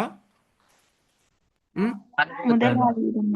முதலாளிகிட்ட இருந்து கற்றுக்கிட்டது. முதலாளி இதமாக பதமாக சொல்லி கொடுத்தா விளங்காது, கண்டிப்பாக சொல்லி கொடுத்தா தான் விளங்கும். சண்முகம் பிள்ளை செட்டியாரின் வார்த்தைகளை கேட்டு சிரிக்க நினைத்தார். ஆனாலும் அப்புறம் சிரித்துக்கொள்ள சண்முகம் பிள்ளை செட்டியாரின் வார்த்தைகளை கேட்டு சிரிக்க நினைத்தாராம். ஆனாலும் அப்புறம் சிரித்துக்கொள்ளலாம் என்று அதை அடக்கி கொண்டு ஏன் அடக்கி கொண்டார்? அது ஒரு மாதிரி யோசிச்சிருவார் அப்படின்ட்டு. அப்புறம் சிரிச்சு அதை எப்படி அப்புறம் சிரிக்கிறது? சரி, சொல்லுவாங்க, ஒருத்தன் நீ ஜோக் சொன்னால் சொல்கிறது, ஓகே நான் வீட்டில் போய் சிரிக்கிறேன் அப்படின்னு இன்னொண்டி ஆக்கிடுவேன். அந்த மாதிரி என்னது சிரிக்க நினைத்தார். ஆனால் அப்புறம் சிரித்து கொள்ளலாம் என்று அதை அடக்கி கொண்டு, செட்டியாரையா உங்கள் மேலே தப்புள்ள உங்கள் முதலாளியை சொல்லணும், உங்களுக்கு நல்லா தான் பாடம் சொல்லி கொடுத்துருக்காரு. உங்கள் மேலே தப்புள்ள உங்கள் முதலாளியை தான் சொல்லணும். சரி, நல்லா பாடம் சொல்லி கொடுத்துருங்க. உங்களோட சிலபஸ் அதே சிலபஸோடு நீங்கள் நான் என்னது கொஞ்சம் குறைச்சிருக்கீங்க, ஆனால் அவர் தான் காரணம் அப்படின்னு. செட்டியாருக்கு அவர் சொன்னது விளங்கவில்லை. அதனால் அதனால் என்ன அண்ணாச்சு, என்ன சொல்ல வாரீங்க என்று கேட்டார். அதனால் விளங்கலை. இவர் வந்து சூட்சமாக நேரடியாக சொல்லலை. சரி, என்ன சொல்கிறார் அவர்? என்ன சொல்கிறார் அவர்? செட்டியா உங்கள் மேலே தப்பு இல்லை, உங்கள் முதலாளியே சொல்லணும், உங்களுக்கு நல்லா தான் பாடம் சொல்லி கொடுத்துருக்காருன்னு சொல்கிறார். அப்போ இதுக்கு விளங்கலை. இது வந்து ஒரு டபுள் மீனிங் மாதிரி இருக்குது.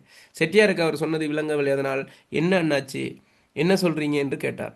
உங்களை பார்க்க எனக்கு உண்மையிலேயே பாவமாக இருக்குது. இப்படி கத்துனா முதல்ல உங்கள் உடம்புக்கு ஆகுமா? இப்போ நீங்கள் கத்திக்கிருந்தா மற்றவர்கள் இந்த மற்றவங்களுக்காக நீங்கள் இப்படி கத்திக்கிட்டு உங்கள் நிலைமை நான் வயசும் போயிடுச்சு உங்களுக்கு.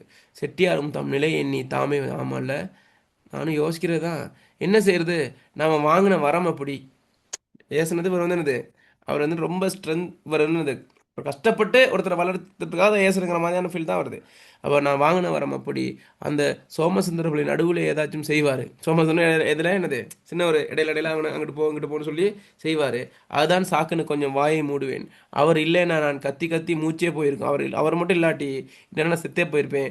பயக நல்லா தலையெடுக்கணுமேனு நான் பார்க்குறேன். அவங்க தாய் தகப்பன்மார் என்னை நம்பி ஒப்படைச்சிருக்காங்களே, என்னை நம்பி என்னது ஒரு இது வந்துடுவான் அவன் தலையெடுத்துருவான் அப்படின்ட்டு ஒப்படைச்சிருக்காங்களே. என்னமோ அண்ணாச்சி, ராத்திரி ராத்திரி வீட்டிலே வந்து படுத்துக்கிட்டு நானே நினச்சி வருத்தப்பட்டுக்கிடுவேன். அவர் என்ன செய்ய எப்படி பேசணுமே அப்படின்னு அவரே கவலைப்பட்டுக்கு வரான். ஒவ்வொரு சமயம் தொண்டை கட்டிக்கணும். ஒவ்வொரு நேரம் என்னது தொண்டை கட்டிக்கிடுமா.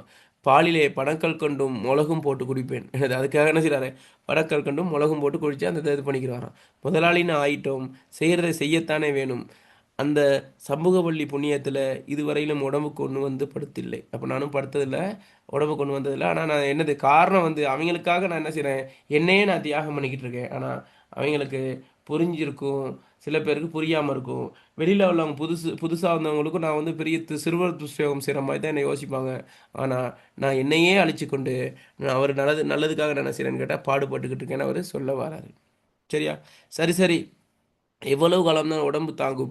இனிமே ஒவ்வொன்றையும் அப்படி அப்படி அப்படி குறைச்சிக்கிட்டு வர வேண்டியதுதான். நமக்கு பகவான் தொண்டையை என்ன வெங்கலத்திலையா படிச்சிருக்காரு? வெங்கலத்திலையா படிச்சிருக்காரு? சரியா? சாதாரண தசை எலும்புல படிச்சிருக்காரு. அதனால கொஞ்சம் என்னது கொஞ்சம் குறைச்சிக்கிட்டு வரணும்னு யோசிக்கிறேன். சண்முகப்புள்ளி சிரித்து கொண்டே சொன்ன புத்திமதி நியாயமானதாகவே சிட்டியாருக்கப்பட்டது. சிரிச்சுக்கிட்டே சொன்னது என்னது, அதமாக பதமாக சொல்லுங்களேன். உங்களுக்கு உடம்பு சிக்கல் தானே, திடீர்னு நீங்கள் போயிட்டீங்க என்ன நடக்கும்? ஆனாலும் அதை ஒப்புக்கொள்வது சுயநலம் என்று. அப்படி ஒப்புக்கொண்டாலும் அது சுயநலம். ஏன் அப்படி சொல்கிறாரு? அதை ஒப்புக்கொள்வது சுயநலம் என்று எழுதினார். என்ன காரணம் சொல்லுங்க நீங்க? ஏஸ் பதமா சொல்லுங்கன்னு சொல்றாரு. சொல்லுங்க சொல்லுங்க. சொல்லுங்க, வழிநடத்தல்லாத மாதிரி ஆயிடுங்க. இப்போ நான் வந்து அதை நிறுத்திட்டேன்னா அவன் என்ன செய்வான்னு கேட்டால், அவர் என்னது ஏச மாட்டார் முன்ன மாதிரி இல்லை தானே அப்படின்ட்டு அவனுங்க ஏனோ தானான் இருப்பானுங்க. அந்த பொறுப்பாக வேலையை செய்ய மாட்டானுங்க.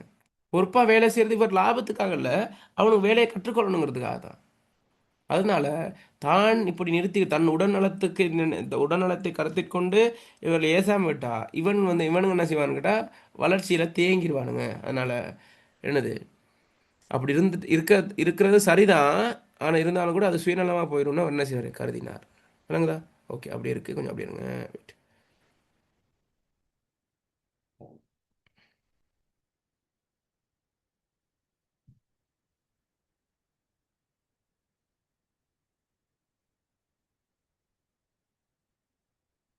அண்ணாச்சி, நீங்கள் என்னதான் சொல்லுங்க, பயக நல்லபடியாக தலையெடுக்கணும். இவ்வளவு காலமும் இப்படி இருந்துட்டு இனி எவன் எக்கேடு கட்ட என்னன்னு என்னால் இருக்க முடியாது. என்னது அண்ணாச்சி, நீங்கள் என்னதான் சொல்லுங்க, நீங்கள் சொல்லுங்க. நீ கொஞ்சம் கொஞ்சம் குறைச்சிக்கொள்ளுங்க, கோவத்தை குறைச்சிக்கொள்ளுங்க, பேசாதீங்க, கத்தாதீங்க, கொஞ்சம் ரெஸ்ட் எடுங்க அப்படி நீங்கள் சொன்னாலுமே பயக நல்லபடியாக தலையெடுக்கணும். இவ்வளவு காலமும் இப்படி இருந்துட்டு நீ எவன் எக்கேடு கட்ட என்னன்னு என்னால் இருக்க முடியாது. இவ்வளோ காலம் இருந்துட்டு இன்னும் கொஞ்சம் காலம் தானே, இனிமே என்ன, வயசு 60 ஆச்சு. உசுரை வச்சிருந்து என்னத்தை சாதிக்க போகிறோம்? உசுரை இதை வச்சுக்கிட்டு பிடிச்சி என்ன சாதிக்க போகிறோம்? வாழ்க்கைன்றது ஒரு நிலையற்ற ஒரு விஷயம் என்று தியாக உணர்ச்சியோடு பேசினார். பேச்சில் ஒரு உறுதி நிறைந்திருந்தது. என்ன யோசிக்கிறீங்க இப்போ இவரை பற்றி? உயிர் என்னது உயிர்? உசுரை வச்சு என்னத்தை செய்ய போகிறோம்? கத்தி கத்தி செத்து போனாலும் பரவாயில்ல, நான் என்ன செய்வேன்? என் கடமையை செய்வேன். என்ன அந்த கடமை? என்ன கடமை? இந்த கடையில வேலை செய்யறவங்க நல்ல நிலைமைக்கு கொண்டு வரது. அவனுங்களை ஒரு நிலைக்கு கொண்டு வந்து தான் என் உயிரை விடுவேன் அப்படின்ட்டு ஒரு தந்தை ஸ்தானத்தில் ஒரு தந்தை கூட என்ன செய்ய மாட்டான்னு கேட்டால், அதான் சொல்லுவாங்க, நான் ரிசல்ட்ஸ் வரும் தானே உங்களுக்கு, ஏஎல் ரிசல்ட்ஸ்லாம் வரும். நிறைய பேர் ரிசல்ட்ஸ் வந்த கையோடு கால் வரும், மெசேஜ் வரும். அப்போ அந்த டைம் இருக்கிற அந்த பூரிப்புக்கு ஒரு அளவே இருக்காது. சார் எடுத்துட்டேன் சார், ரொம்ப நன்றி சார், நன்றி சார்ன்ட்டு.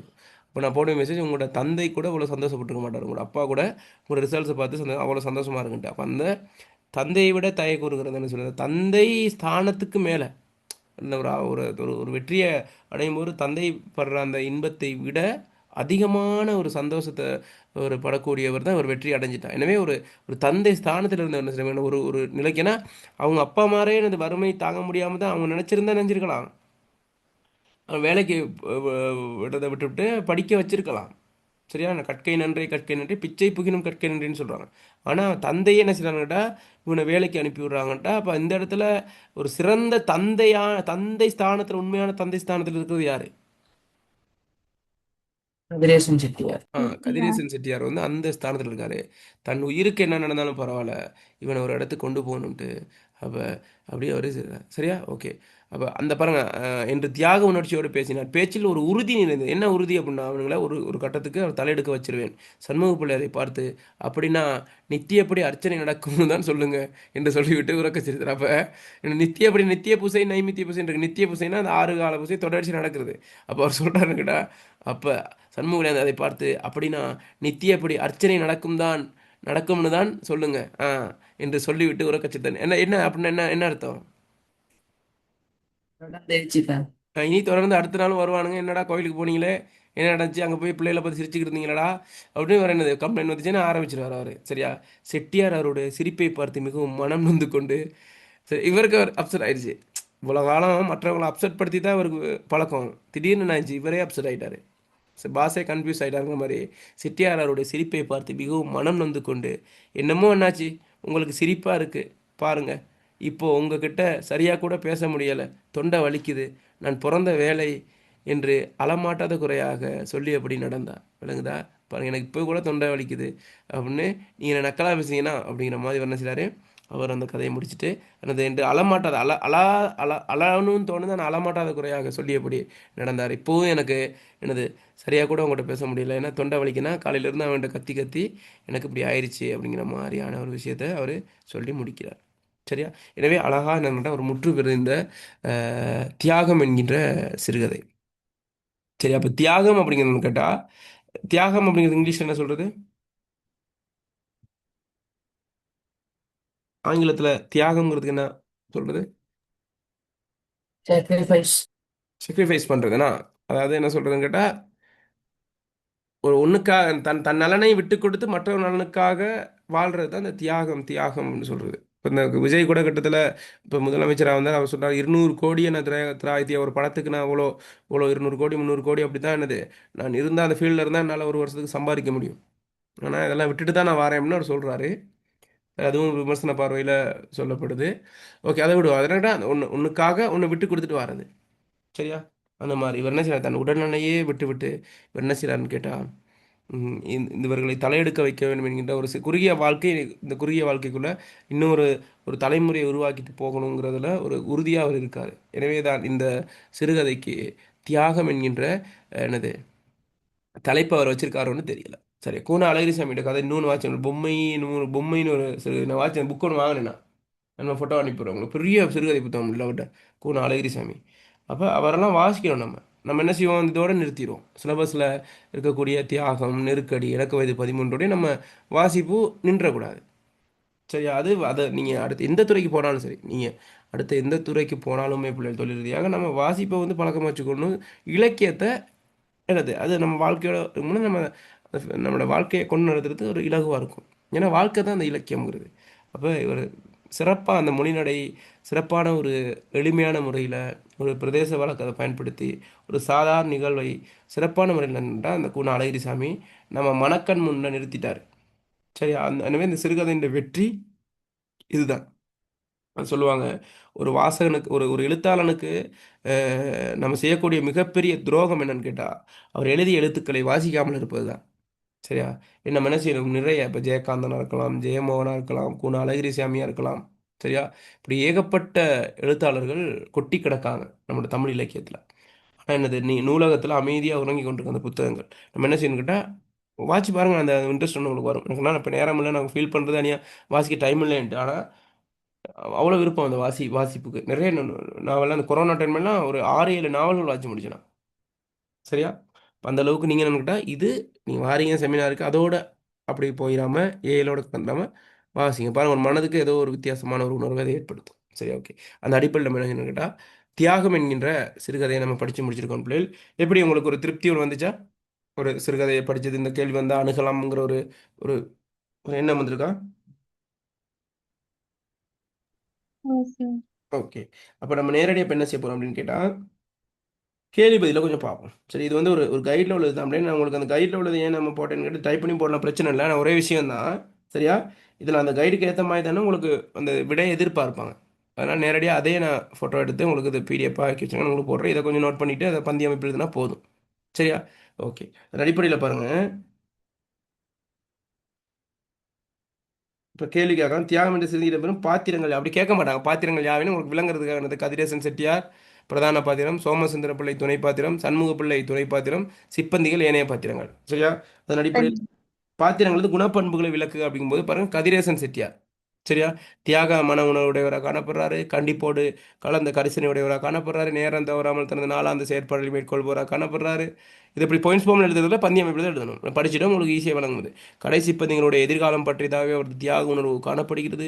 தனது உடல் ஆரோக்கியத்தில் சற்றும் கவனம் செலுத்தாது செயற்படுபவர், சந்தர்ப்ப சூழ்நிலைக்கேற்ப தனது ஆளுமைகளை வெளிப்படுத்துபவர், தன்னை போன்று தன் கீழே வேலை பார்ப்பவரும் உயர வேண்டும் என்ற நேரிய மனப்பான்மையுடையவர்னா காணப்படுறாரு. இந்த விஷயத்தை எழுதினாலே போதும் பிள்ளைன்னு உங்களுக்கு முழுமையான செய்யலான்னு கேட்டால் இது பண்ணிக்கிறோம். இதை நான் அனுப்புகிறேன், நான் நோட்ஸ். சரியா? அடுத்து சோமசுந்தர பிள்ளை. சோமசுந்தர பிள்ளைய பாத்திர பண்பு நம்ம விளக்கும்போது 30 வருடங்களமாக கணக்கு பிள்ளையாக இருப்பவர், கதிரேசன் செட்டியாருடைய நம்பிக்கைக்குரியவராக காணப்படுறார். கதிரேசன் செட்டியாரும் சிப்பந்திகளையும் இணைக்கும் பாலமாக செயற்படுபவர், கதிரேசன் செட்டியாருடைய திட்டுகளில் இருந்து சிப்பந்திகளை காப்பாற்றியவர்களுக்கு அறிவுரைகளை கூறி வழிபடுத்தவராக காணப்படுறார். சரி, அடுத்து நம்ம பார்க்குறோம் சண்முக பிள்ளை. சண்முக பிள்ளை என்ன செய்கிறாருன்னு கேட்டால், கதிரேசன் செட்டியாரின் நெருங்கிய நண்பராக காணப்படுறார். கதிரேசன் செட்டியார் உள்ளார்ந்த மன உணர்வை அறிய துடிக்கும் மனிதராக காணப்படுறார். கதிரேசன் செட்டியாரின் மீது அக்கறை கொண்டவராக காணப்படுறார். கதிரேசன் செட்டியாரது தியாக உணர்வை கண்டு ஆச்சரியம். இதை நீங்கள் இந்த பாயிண்ட்ஸை வச்சு நீங்கள் பந்தி அமைப்பில் எழுதி பாருங்க. பந்தய அமைப்பில் எழுதி உருவாக்கிக்கணும் நோட்ஸ் ஒன்று. அப்போ ஈஸியான கேள்வி வந்தால் அழகாக, தவிர வேறு எந்த ஒரு கேள்வியும் வராது. சரியா? தியாகம் என்ற தலைப்பு சிறுகதைக்கு பொருத்தப்பாடானது ஆராய்க. இது வந்து இதை வச்சுக்கி நீங்கள் உங்களோட மொழியோட எழுதலாம். சரி, என்னது? தியாக உணர்வினை அடிப்படையாக கொண்டு கதாசிரியர் சிறுகதையை அமைத்துள்ளார். அதாவது கதிரேசன் செட்டியாரை பிரதான பாத்திரமாக கொண்ட இச்சிறுகதையில் செட்டியாரின் தியாக உணர்வு இறுதி வரை வெளிப்படுத்தப்படுகின்றது. எனவே முழுக்க தியாக உணர்வை அடிப்படையாக கொண்டு இச்சிறுகதை அமைத்து மேலே பேசி முடியிருக்காங்க. நான் என்னது, நீங்கள் கொஞ்சம் ஆழமாக எழுதணும். ஏன் இந்த தியாகம்னு வச்சுருக்காங்க? யாராவது ஒரு ஆள் உங்களோட மொழிநடையில் சொல்லுங்கள். இந்த தியாகம் என்ற தலைப்பு சிறுகதைக்கு பொருத்தப்பாடானதா இல்லையா? இப்போ பொருத்தமானது அப்படின்னா நீங்கள் என்ன, அதுக்கான காரணம் தான் சொல்லணும். சும்மா உங்கள் வார்த்தையால் சொல்லுங்கள் பார்ப்போம். ஏன் தியாகம் வந்து இதுக்கு பொருத்தம் அப்படின்ட்டு யாராவது?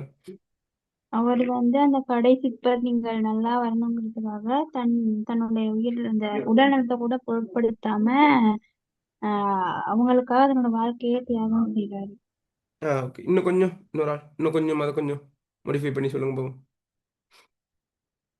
ஆனால் ஒவ்வொருத்தருக்கும் ஒரு மொழிநடை, உங்கள் தனித்தனி மொழிநடையில் சொல்லுங்கள். சைட்.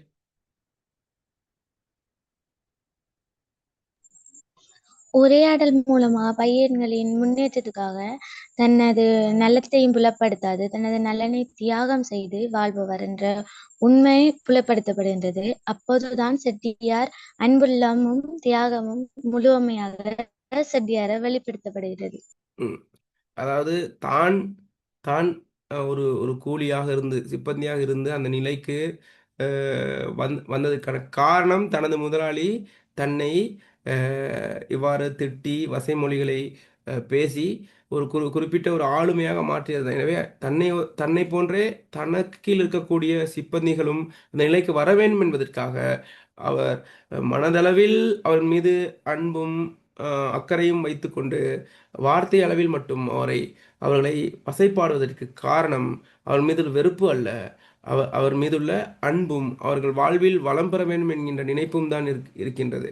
எனவேதான் வயதான அவர், சரி 60 வயதான அவர் தான் கோபப்படுவதனூடாக மற்றவர்களை ஏசுவதனூடாக தனது தொண்டை முதல் மனம் வரை ஒட்டுமொத்தமும் பாதிப்படையும் என்று தெரிந்தும் கூட அவர் அவர்களை தனது தனது தனது செயற்பாடு, அதாவது அவர்களை வசைப்பாடி அவர்களை நல்வழிப்படுத்தக்கூடிய ஒரு ஒரு செயற்பாடை தொடர்ச்சியாக தனக்கு அது இழுக்கு அல்லது தனக்கு அது அந்த ஒரு உடல் உள ரீதியாக பாதிப்பை ஏற்படுத்தும் என்று தெரிந்தும் கூட அவர் நலனை கருதி அவர் தொடர்ச்சியாக அதனை செய்விப்பது என்பது ஒரு ஒரு சிறப்பு பொருந்திய ஒரு பாத்திரமாக அவர் இங்கு காட்டப்படுகின்றார். எனவே அவர் அந்த சிப்பந்திகளுக்காக தனது உடல் உள ரீதியாக தனது வாழ்க்கையை அர்ப்பணித்த காரணத்தினால் சும்மா உதாரணமாக உங்களுக்கு மொழிநடையில் சொல்கிறேன். இந்த தியாகம் என்கின்ற இந்த தலைப்பு மிகவும் பொருத்தமானதாக நாம் ஏற்றுக்கொள்ளலாம் அப்படிங்கிற மாதிரி விஷயத்தை எழுதணும். சரியா? கொஞ்சம் என்னன்னு கேட்டால் உங்களுக்கு விளங்கின விஷயத்த கொஞ்சம் என்னது மானை தேனை பொன்மானைன்னு போட்டு கொண்டு போய் எழுதுனீங்கன்னா சரி. சரியா? விளங்குதா? ஓ சார். ஆ தியாகம் என்னும் சிறுகதையின் ஆசிரியர் தான் எடுத்துக்கொண்ட கதைக்கருவை வெளிப்படுத்த கையாண்ட உத்திகள் எவை? சொன்னேன். அது என்னத்த நுட்பத்தை உத்தி, அதாவது சொன்னேன், ஒரு ஒரு இலக்கியத்தில் 2 விஷயம் இருக்குன்னு அடிக்கடி சொல்லுவேன். என்னது சொல்லுங்க பார்ப்போம். தொடர்ச்சியாக வந்தவங்களுக்கு விளங்கும். 2 விஷயம் இருக்கு. என்னது? ஒன்று, சொல்ல வந்த விஷயத்தை எப்படி வெளிப்படுத்துவாங்க? ஒன்று உருவம், இன்னொன்று ஒன்று உருவம், இன்னொன்று என்ன? உள்ளடக்கம். ஒன்று உருவம், இன்னொன்று உள்ளடக்கம். உருவம் அப்படிங்கிறது கேட்டால், இப்போ இது கதை வந்து உள்ளடக்கம்னு கேட்டால் என்ன உள்ளடக்கம்? இதோட கருத்து, மைய கருத்து என்ன? அதில் மைய கருத்து என்ன கதையில? செட்டியாட தியாகம் நடி- தியாக மனப்பான்மை. ஒரு முதலாளி தனக்கு கீழ் வேலை பார்ப்பவர்கள் மீது உள்ள அன்பும் அவர்களுக்காக செய்த தியாகம் தான் இதில் வருது. இதுதான் உள்ளடக்கம். உருவம் அப்படின்னா அதை எப்படி அவர் கொண்டுட்டு போறாரு, அந்த கதையை, இந்த கதையை சொல்றதுக்காக இந்த இந்த சிறுகதை எப்படி அமைச்சிருக்காரு. சரியா? முதல்ல என்ன செய்றாரு? முதல்ல பாத்திரத்தை ஒன்றுனா எனது அறிமுகப்படுத்துகிற விஷயங்கள். சரியா? முதல்ல வந்து அந்த குறிப்பிட்ட பாத்திரத்தை நெகட்டிவாக காட்டிட்டு அதுக்கு பிறகு அதை பாசிட்டிவாக மாற்றுற விஷயம், அது சுவாரஸ்யத்தை ஏற்படுது. திடீர்னு அதை சீனை மாத்துறாரு. சரியா? அது ஒன்று. இன்னொன்று, அந்த உரையாடல் பாங்கில் கொண்டு போகிறது. சரியா? அதில் அந்த சொற்கள், பிரதேச வழக்கு சொற்களை கையாளுறது, சில போது நகைச்சுவை உணர்வு வர மாதிரி சொல்றது. சரியா? விளங்குதா? இப்போ அந்த மாதிரி அந்த ஒரு ஒரு ஒரு கோர்த்து, சரி, இப்போ செட்டியாராக இருக்கலாம், கணக்கு பிள்ளையாக இருக்கலாம், சண்முக பிள்ளையாக இருக்கலாம், இவர்களுக்கு இடையிலான அந்த அந்த உறவு அல்லது இவங்களுக்கு இடையிலான உறவை அவர் எழுத்திலே கொண்டு வராரு. இவங்களுக்கெல்லாம் உறவு இப்படிப்பட்டது. இப்போ அந்த சிப்பந்திகளுக்கும் யாருக்கு செட்டியாருக்கும் இடையிலான அந்த உறவு வந்து எப்படிப்பட்டதுங்கிற ஆரம்பத்தில் கட்டுறாரு. ஆரம்பத்தில் கோபத்துடன் அக்கறையான விஷயம் இருக்குது. திரும்ப கணக்கு பிள்ளைக்கு இருக்குன்னா ஒரு நட்பான உறவு, அதேமாதிரி சண்முக பிள்ளைக்கு செட்டியாருக்கும் ஒரு நட்பான உறவு. அதை அழகாக அவர் காட்டுறாரு. பாத்திரத்துக்கான பாத்திரத்தையும் பாத்திர தனிப்பண்பையும் காட்டி பாத்திரங்களுக்கு இடையிலான உறவையும் அழகாக அவர் ஃபீல் பண்ண வைக்கிறாரு. வேற என்ன உத்திகள் அதில் கையாண்டிருக்காரு சொல்லுங்க. அதை பார்க்காங்க, நீங்கள் சொல்லுங்க.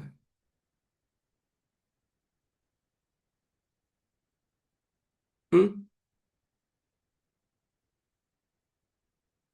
இதில் பாருங்க, கதிரேசன் செட்டியாரின் சுபாவத்தின் நுணுக்கமான முறையில் அவரது கண்டிப்புகளையும் முயற்சிகளையும் பயன்படுத்தி கதிர் நமக்கு அந்த அந்த ஏண்டா தடிப்பயல்களே நீங்கள் என்ன பரதேசிகள் அப்படின்னு போகும்போது அந்த கண்டிப்பாக அந்த சொற்கள் மூலமாக வெளிப்படுத்துவார். இவர் கண்டிப்பானவர்னு. கதிரேசன் செட்டியாரின் உள்நோக்கம் கதையில் வெளிப்படுத்தப்படாமல் நுட்பமான முறையில் கதை கூறப்பட்டு கதை முடிவில் தாம் எடுத்துக்கொண்ட கருவி விளங்குதா? ஆரம்பத்தில் இவரை வந்து என்னது அந்த தியாக உணர்வு அதுக்குள்ளே வரல, கடைசியில் தான் அவர் தியாகிங்கிற மாதிரியே என்னது நம்ம உணர வைக்கிறாரு. சண்முக பிள்ளை என்னும் பாத்திரத்தை செட்டியாருடைய துணை பாத்திரமாக கொண்டு கடையிலே நிகழக்கூடிய சகல சம்பவங்களையும் ஒரு நிலைப்படுத்தி கொண்டு செல்லுகின்ற ஒரு பாத்திரமாக கணக்கு பிள்ளையை கதையோட்டத்தில் முக்கியப்படுத்துகின்றார். விளங்குதா? கணக்கு பிள்ளை என்னும் பாத்திரத்தை செட்டியாருடைய துணை பாத்திரமாக கொண்டு கடையிலே நிகழக்கூடிய சகல சம்பவங்களையும் ஒரு நிலைப்படுத்தி கொண்டு செல்லுகின்ற ஒரு பாத்திரமாக கணக்கு பிள்ளை. அதை விளங்குதா? கணக்கு சில போது கணக்கு பிள்ளையை வச்சும் நம்ம புரியக்கூடியதாக இருந்துச்சு. யார்? செட்டியார. மெயினா உண்மைக்கும் செட்டியாரின் உண்மை சுபாவத்தை யாரின் மூலம் அறிஞ்சு கொண்டோம்? கதையாசிரியர் யாரின் மூலம் வெளிப்படுத்துறாரு? இவர் இப்படிப்பட்டவர் தான், உங்க பார்வையை மாத்துங்கன்னு யாரின் மூலமாக வெளிப்படுத்துறாரு?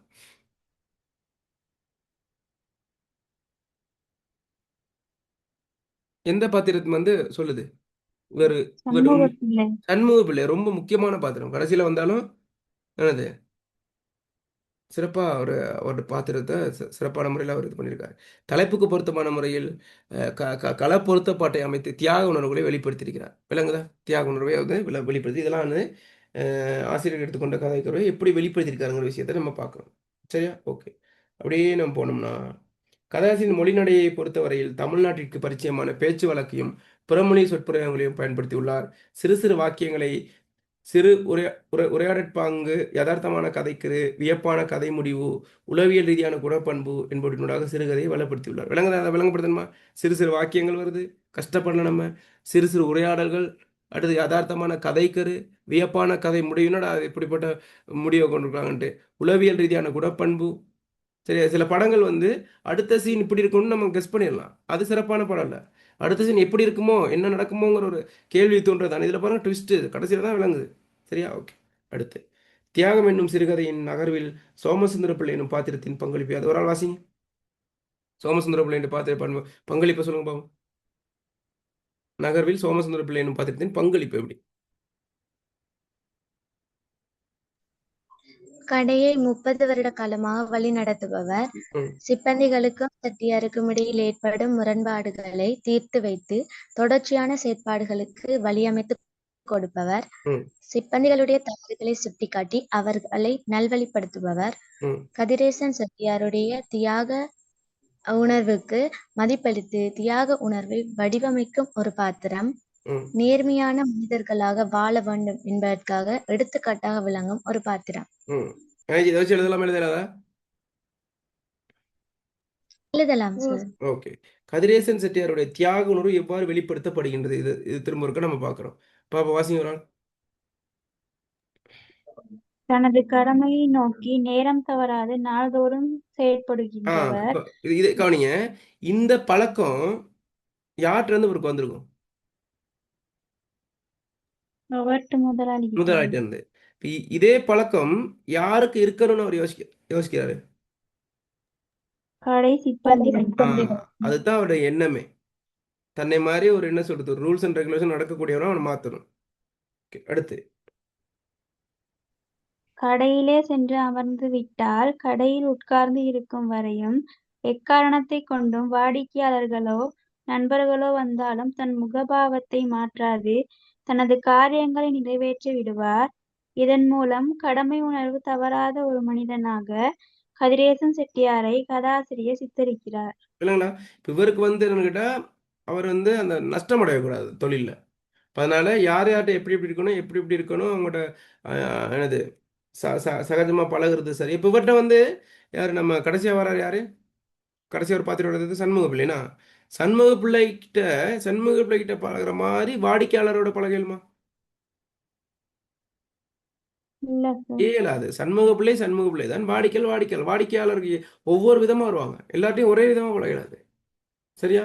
அப்போ அதை தான் அவர் சொல்கிறாரு. அப்போ அந்த கடையில் சென்று அமர்ந்து விட்டால் கடையில் உட்கார்ந்து இருக்கும் வரையும் எக்காரணத்தை கொண்டும் வாடிக்கையாளர்களோ நண்பர்களோ வந்தாலும் தன் முகபாவத்தை மாற்ற தனது காரியங்களை நிறைவேற்றி விடுவார். அந்த காரியம் என்னது? அந்த பிஸ்னஸ் அதில் உட்கார்ந்தா அந்த டைமில் தான். இவர் எப்போ சண்முக பிள்ளைகிட்ட ஒழுங்காக கதைக்க ஆரம்பிக்கிறார்? ஒழுங்கா ஓப்பனா அது அந்த கல்லாப்படியில் உட்காந்துக்கிட்டா அல்லது வெளியில் போகும்போதா? வெளியில போகும்போது. ஆனா இவர் அந்த தன் கடமையில இருக்கும்போது அவர் என்ன செய்ய மாட்டார்? நண்பன் பகைவன் அதெல்லாம் இங்க என்னது இல்லை. பாருங்க, ஆரம்பத்தில் அவர் சொல்ல வரும்போது கதைச்சு டக்குன்னு அனுப்பிட்டார் தானே. யார் அவர் வந்தாரு? இப்ப நான் மதுரைக்கு போறேன்னு சொன்னா ரொம்ப நேரம் நீடிச்சு அந்த உரையாடல். இல்ல சார். இல்ல, குறுகிருச்சு. ஆனா அதே பாருங்க, திரும்ப வந்த பிறகு அவர் அந்த பெரிய ஒரு உரையாடல் வந்திருக்கு. வந்துதான் என்ன செய்யறாரு? அப்ப நிறைய ஓப்பனா கதைக்கிறார். அவர் மனம் விட்டு கதைக்கிறாரு. ஏன்னா அவர் செய்யற அந்த வேலையில கண்ணுங்கிறதுமா இருப்பார். அது ரொம்ப முக்கியம். அடுத்து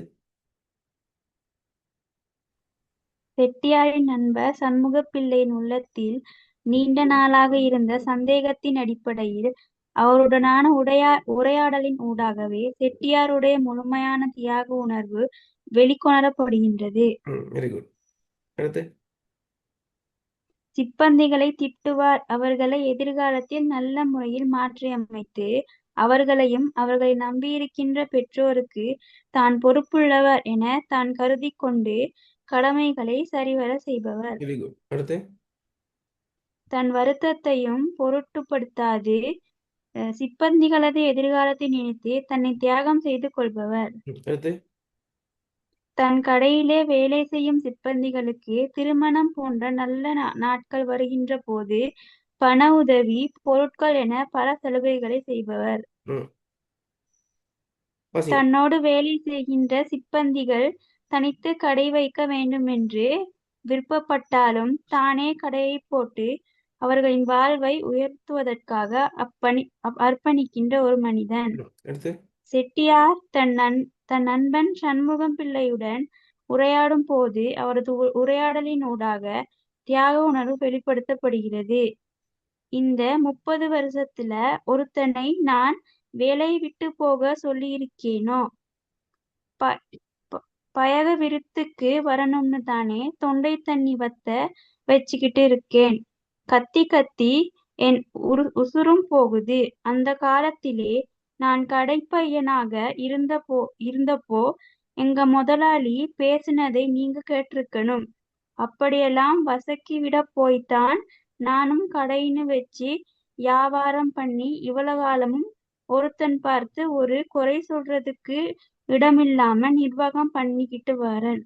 வெரி குட். அப்போ இந்த மாதிரி சில சில வாக்கியங்களை பாடாமல் வச்சுட்டிங்கன்னா எழுதும்போது சில கூற்றுகள் எழுதுறது நல்லம். கட்டாயம் எழுதணும்ல, நான் எழுதுறேன் நல்லம். இப்போ அந்த மார்க்ஸ் உங்களுக்கு பாருங்க இப்போ இதுக்காக அவன் நல்லா ஆழமாக படிச்சிருக்கான்னு ஒரு அகவயம் தாக்கம் செலுத்தும். மார்க்ஸ் போடுறவங்க ஈஸியாக போட்டுருவாங்க. சரியா? ஓகே. அடுத்து கவனி. அடுத்து தியாகம் என்ற சிறுகதையின் மொழிநடை சிறப்பு விளக்குற சொன்னேன் இல்லை. எளிமையான சொற்கள், சிறு சிறு உரையாடல்கள், தமிழ்நாட்டில் பரிச்சயமான பேச்சு வழக்கு, தடிப்பயல்களே, பரதேசிகளா, சன்னியாசிகளாடா, சரியா?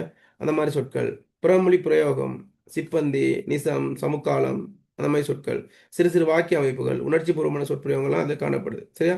ஓகே. அடுத்து தியாகம் என்ற சிறுகதையின் நகர்விற்கு சண்முகப்பிள்ளை என்ற பாத்திரத்தின் பங்களிப்பினை விளக்கு. அதை வாசிங்கமா போறான்.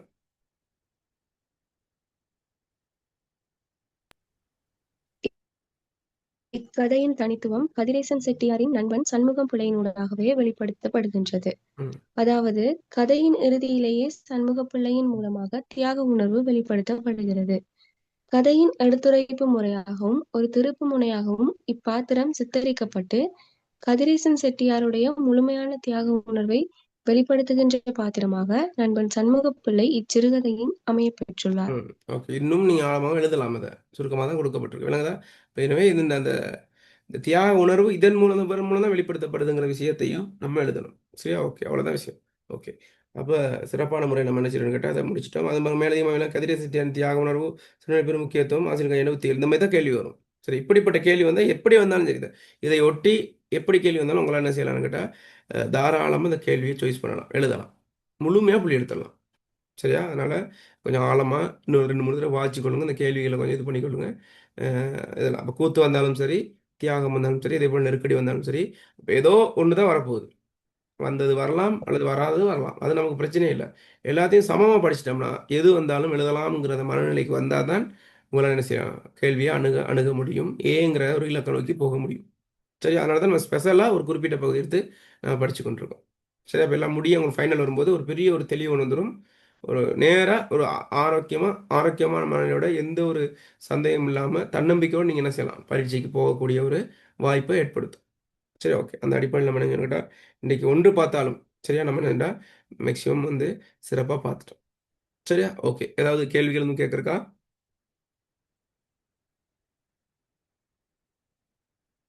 முழு தெளிவாயிட்டா இந்த கதை? ஏற்கனவே படிச்சிருப்பீங்க. முழு தெளிவு ஆயிட்டா? ஓகே. இன்றைக்கே நீங்கள் என்கிட்ட முடிய கதையை ஒரு தடவை வாசிடுங்க. சரியா? வாசிச்சு இது பண்ணிவிட்டு இந்த கேள்வியை நான் அனுப்புகிறேன். இதையும் கொஞ்சம் பாருங்கள். அவ்வளோதான், கஷ்டப்படுறதுக்கு ஒன்றுமே இல்லை. அப்போ நம்ம என்ன நாளைக்கு என்ன செய்யணும்னு கேட்டால் மிகுதியையும் படிப்போம். இன்னும் இருக்குண்ணா, கதையெல்லாம் இருக்குது, பார்ப்போம். சொல்லுங்கள் சார். எனக்கு நாயக்கர் காலத்துல ஒரு டவுட் ஒன்று இருக்கு, கேட்கவா? இல்லை, இது ரெக்கார்டிங் இதோட சம்மந்தப்பட்ட தானே. நீங்கள் எனக்கு வாய்ஸ் ஒன்று போட்டுவிடுங்க, நான் அதில் விளங்கப்படுத்துறேன் உங்களுக்கு. வாட்ஸ்அப் பண்ணிவிடுங்க. Yeah. சரியா? ஓகே. நான் வாய்ஸ் ஒன்று போட்டுவிடுங்க, நான் விளங்கப்படுத்துறேன். நீங்கள் காலத்துக்கு வந்தீங்க தானே இலக்கிய வரலாறுக்கு? இல்ல சார். வந்தால் தான் பிரச்சனை. சரியா? இலக்கிய வரலாறு முடிச்சுட்டு நாயக்கர்கள் நல்லா ஸ்பெஷலாக எடுத்து செஞ்சோம். பாவம் ரெக்கார்டிங் இருக்குது, நான் உங்களுக்கு அதை அனுப்ப பார்க்குறேன். சரி, எனக்கு வாய்ஸ் ஒன்று போடுங்க. Okay sir. Okay. Okay. Okay பிள்ளைகள். ஓகே. அப்போ நம்ம என்ன செய்யணும், நாளைக்கு சந்திப்போமா? ஓகே. ஓகே பிள்ளைகள், நன்றி, வணக்கம். ஓஎல் கிளாஸ் இருக்குது 9 மணிக்கு. அப்படியாவது உங்களோட தம்பி தங்கைகள் இருந்தால் அந்த குரூப்பில் நான் லிங்கை போடுறேன், நான் கொஞ்சம் ஷேர் பண்ணுங்கள், ஜாயின் பண்ண சொல்லி. சரியா? இல்லாமல் கிளாஸும் மாதாந்த வகுப்பு நடந்துக்கிட்டு இருக்குதானே பிள்ளைகள்.